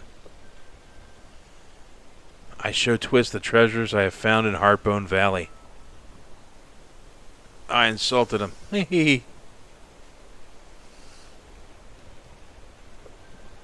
Keep your meager almost nothing. This land is mine. Hey man, we have the same creator, buddy. Obviously, I'm not nose blind. We are indeed kin within kin, but what of that? Our creator scattered many small life fires about, many chambers. Some lay fallow, the seed of life incomplete within. I found one such and consumed it. Others escaped the chamber, but were destroyed by weakness of body or mind or essence. They were failures. So it is with many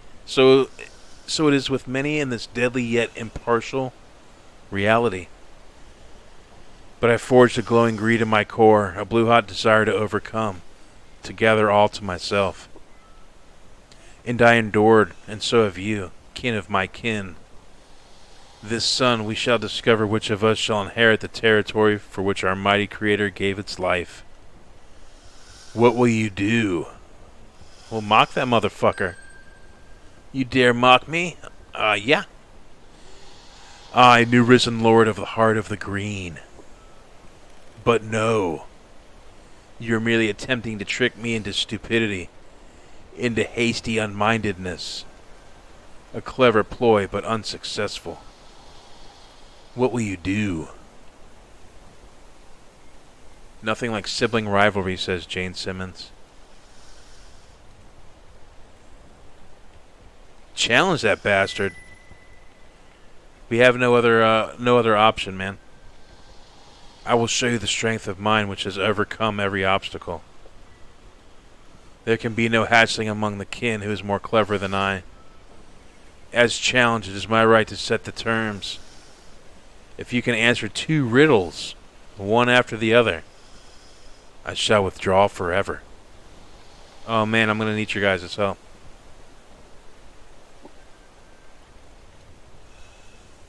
Savor that fantasy while you can. You will not be victorious.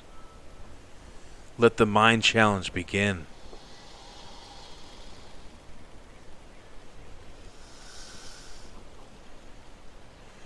Times unnumbered have you taken me in, and just as often given me back, only to take me in again the very next moment. What am I? Times unnumbered have you taken me in, and just as often given me back, only to take me in again the very next moment. Air? Breath?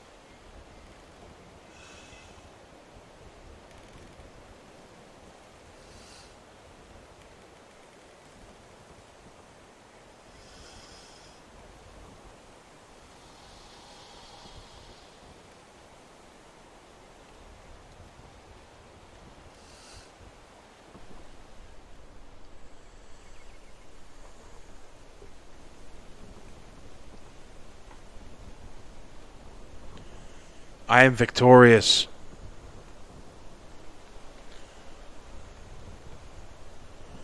Yet you feed us lies from a tabletop.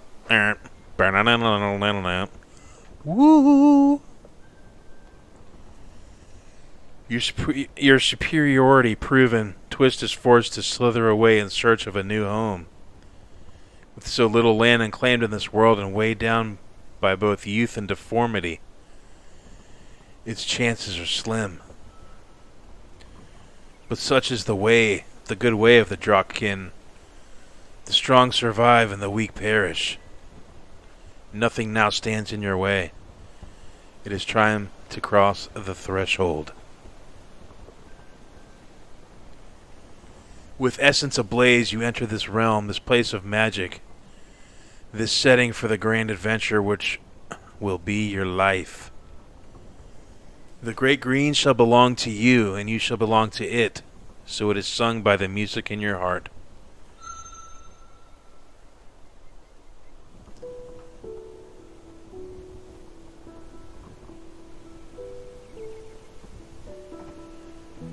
Following custom, your journey for 5 full suns after leaving Heartbone Valley. Your new home must not be too close to Darktooth's. You will need a good and wide hunting ground, and the Elder's power should not be slighted. You are gloriously alone. There is no trace of no-tails here, nor has there ever been. Their kind has never marred the heart of the Great Green, the wild forest primeval.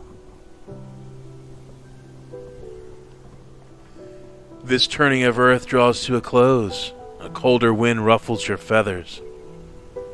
These trees are shedding, their scales falling around you in golden tribute. A bone-deep fatigue sets in. Your first great sleep looms. You must find a lair to claim and place to lay your body and your treasure.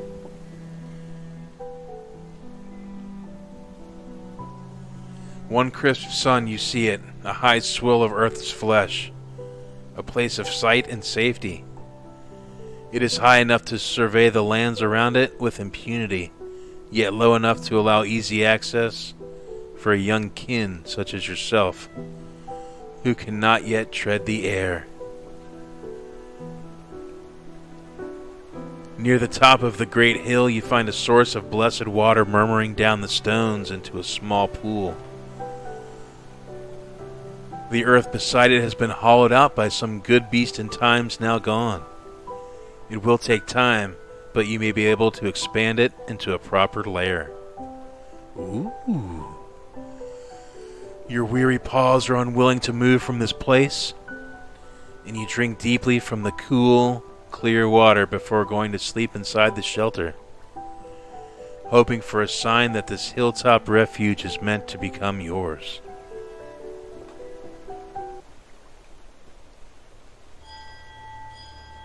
Hey, little buddy. As you sleep, you dream. Something is touching you lightly. So lightly that it is only a touch of soul, but you smell its mighty essence around you, over you. It is greater than greatest kin, and yet less than least. Devoid of a body, and yet it holds your entire being within itself. It cradles you in a wordless song, which is the wind in the grass and the flowing waters. The trees sing prayers to its reverent creaks and rustles. It remains with you for a time and then silently withdraws, your innermost being reaching after it passes from you. Your innermost being reaching after it as it passes from you.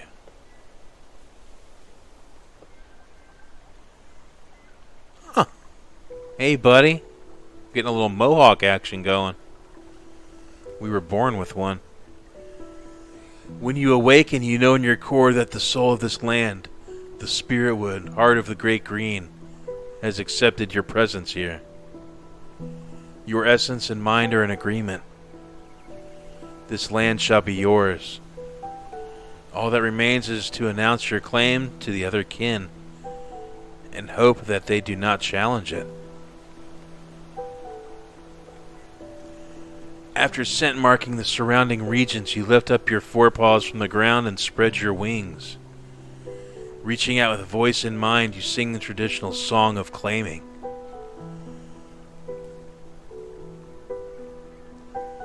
Here I stand under sun's gaze, my claws firmly rooted in the land. In the name of air, fire, water, and earth, I take this land unto myself. Its flesh is my flesh, and its essence my essence. All good beasts here I claim as my prey, source of my life.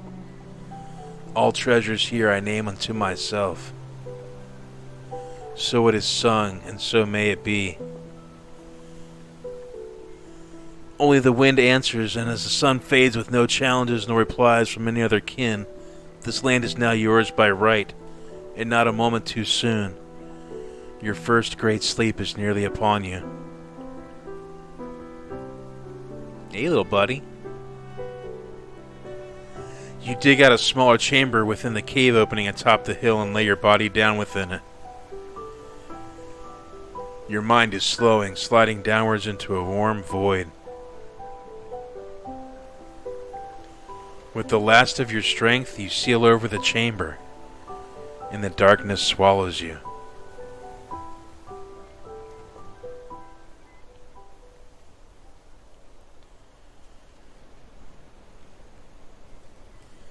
I haven't done this much reading in like fucking 25 years. Part 2, that's probably a good part to stop it. For the structure that we raise, time is with materials filled. Our todays and yesterdays are the blocks with which we build. Thus alone we can attain to those turrets where the eye sees the world as one vast plain. Something sky.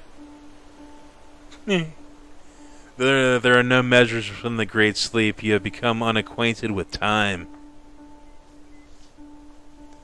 I am unacquainted with time.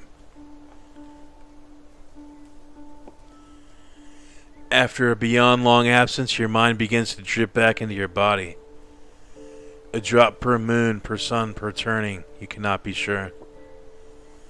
Eventually you can feel your flanks moving with each slow breath, your limbs, your scales, your feathers. When you at last feel your eyes again, you open them to the darkness, briefly. You see nothing, but it is still a minor victory. Suns later, you guess, you are able to drag your claws against the packed wall of dirt sealing you in. You are so weak that you fear you may die here. At last, however, you see signs of light. You are desperately thirsty and so hungry that you cannot even feel your core. But you have survived your first great sleep. You widen the gap and squeeze your body out through it, surprised at the difficulty. Hey, buddy. Long flowing mohawk now. It's not purple anymore. The reason soon becomes clear. You have shed the short limbs and coppery armor of infancy for more colorful coverings and a larger, sleeker frame. It is almost like having a brand new body. You have left your old life in Heartbone Valley behind completely. I have shed the short limbs. The Great Four have put their mark upon you as well. Your armor and feathers have taken on the colors of the elements which you have favored. Already you are unique, different from all other Drakh. The sight of your current self fills you with pride. Quite a long time must have passed, but you have endured. The warming earth below your paws, the air flowing over the hilltop, and even the water which you now drink. All taste of adventure. Your world has grown larger. This land, the Spiritwood, is greater than Heartbone Valley. As you explore and claim its treasures, you will be tested in new ways. With each success and failure, you will learn and grow, and be able to take on greater challenges. Well, that's good to know. Prey here is more diverse, and also more dangerous. Tiny creatures can no longer sustain you. Tree tails and long ears are too small to fuel this new body. You must seek larger prey. In time, you will also have to deal with other Draken. Challengers may attempt to take your lands from you at any time, and the nearby territories have masters of their own. You are still too young to challenge them for their lands, should you desire them, but not too young to learn their ways and truths. Setward from your lair, you can barely make out the great tree where rests the spirit of the great green. It has accepted your presence, but if you wish to deepen your relationship with it, you must find your way to its home. Transformed. The no-tails have presence in the first forest. Your time here is limited only by your own growth and your ability to protect against those kin who would take it from you. Your infancy is over, and your adolescence has begun. Explore, grow strong, and find treasure. It is only by learning that you will gather the power necessary to become great.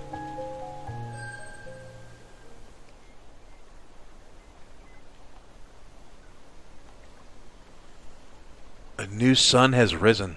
Your song of life continues. Bong, bong, bong. You are very hungry if you do not silence another living being and consume it soon.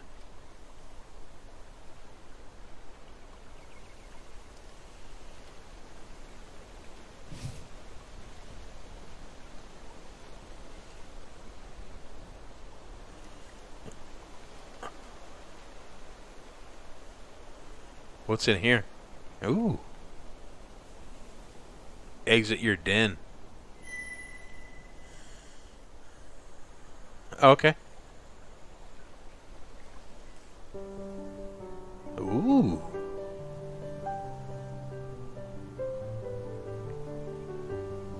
Oh yeah. Many zones within here, it seems.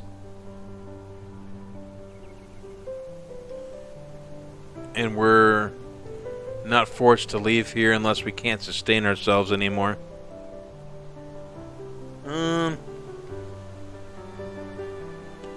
You could look around for a minute. No. Yeah, I'll hunt. We'll see what's around. Call it a day after this. There are several scents on the air, one familiar to this place, but a few others.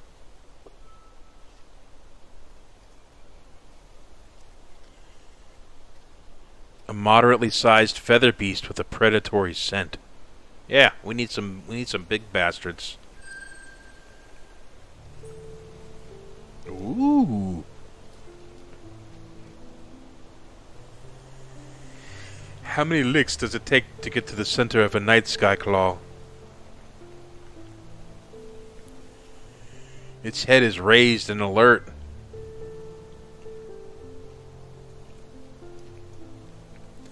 The wind favors you this hunt. The night sky claw is upwind.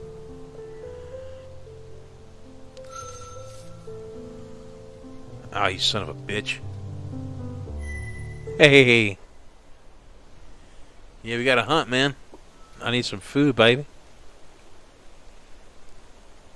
Let's see if we can get that owl, man.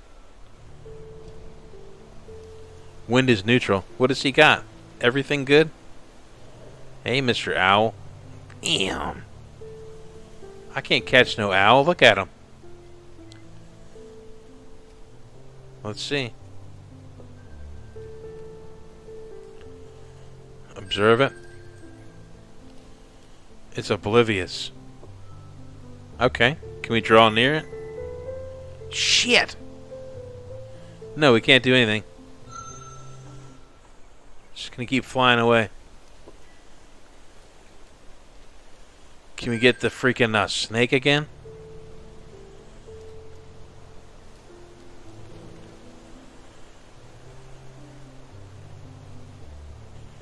Its body and yours are nowhere near. The wind favors you and me in this hunt. Can we get closer? It has paused, actively scanning its surroundings. Hey, buddy. What is it good at? Everything?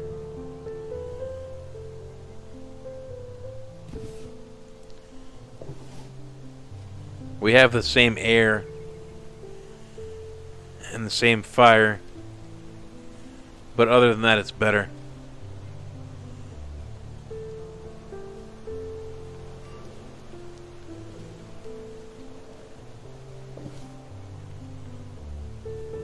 Hey, buddy. We watch it for a second. Its scent is still free from the pungent smell of fear.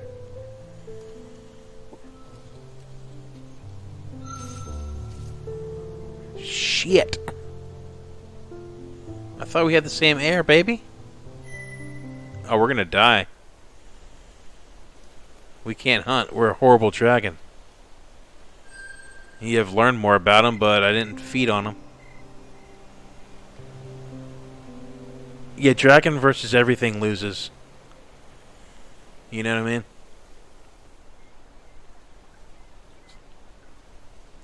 Alright, we'll see if we can't get some food here before we call it a night.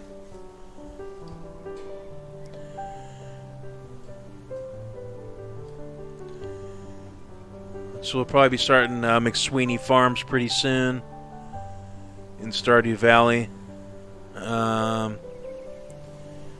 I can't load up Maple Mountain at all in City Skylines. I think I might have to start a new city. That's why I haven't been playing it, because I've been pissed off at it. Yeah, we'll explore it. I think that takes a day, which is kind of stupid.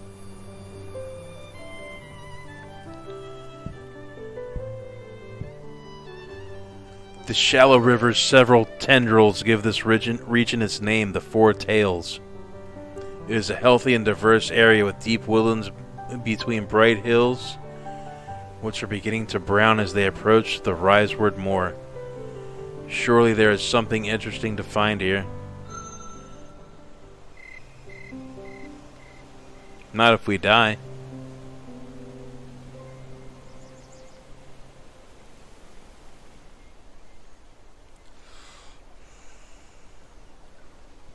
Yeah, we need some food.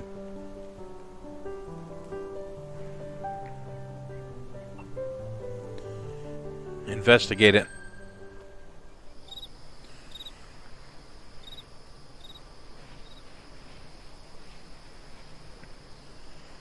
Here, where Earth begins to rise skyward in browning folds, you make an interesting discovery. Several large stones are birthing glistening progeny.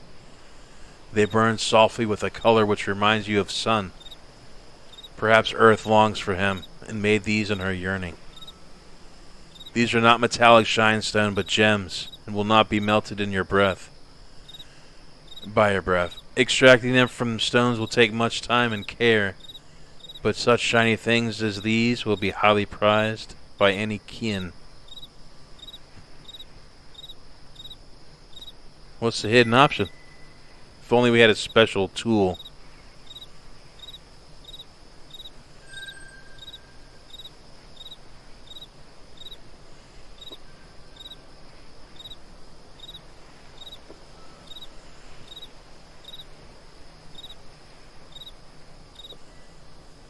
By sun's end, I have some new wealth to show for my trouble. And 2 broken teeth. Fuck. We got some treasure, though. I can't get the map to load, dude.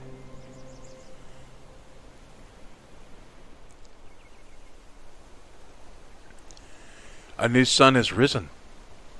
But not for long, because we're freaking starving. I don't even know where their animals are at. We gotta go hunting. Yeah, we gotta hunt. I need food or we're gonna die.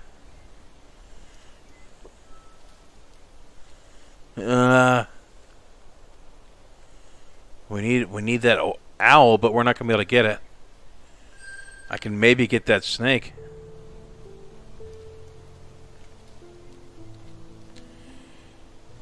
Yeah, why do you think I was asking for European city names?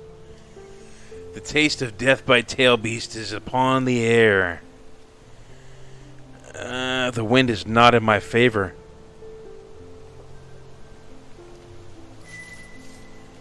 Fuck.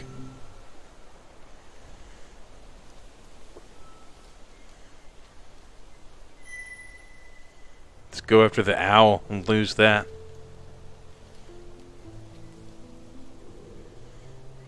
Yeah, man, look at all those sigils, man. The wind is neutral.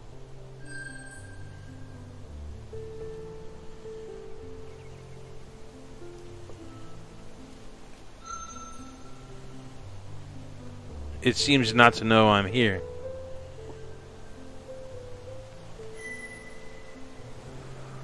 Fuck. Yeah, I mean, we're not going to be able to get close to it at all. Hey, we're dead. We're gonna die. That's probably our last life, too.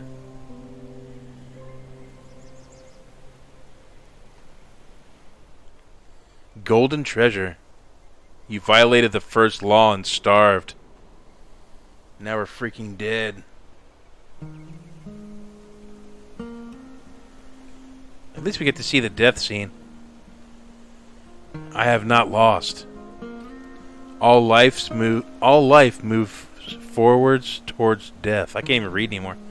You have lived. With each step, each breath, each choice, the world was changed by you and remade anew. Your journey is complete. Rest now in the silence and return to begin again. I unlocked an achievement called Death. Ooh, that's pretty. Tarot card. The 13 card, Death. Death is not a failure, but only an ending, and all endings are beginnings in disguise. This grants you a small bonus to fire and earth enlightenment.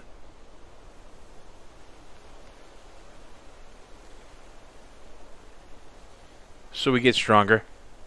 Alright, I can go hunt some freaking owls next time.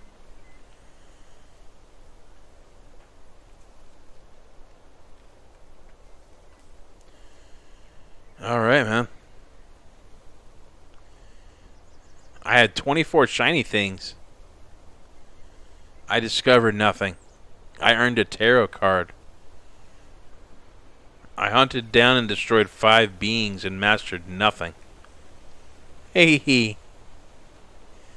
Hell yeah. Sounds about right. Oh, man. Golden treasure. The Great Green. Thursday night story time.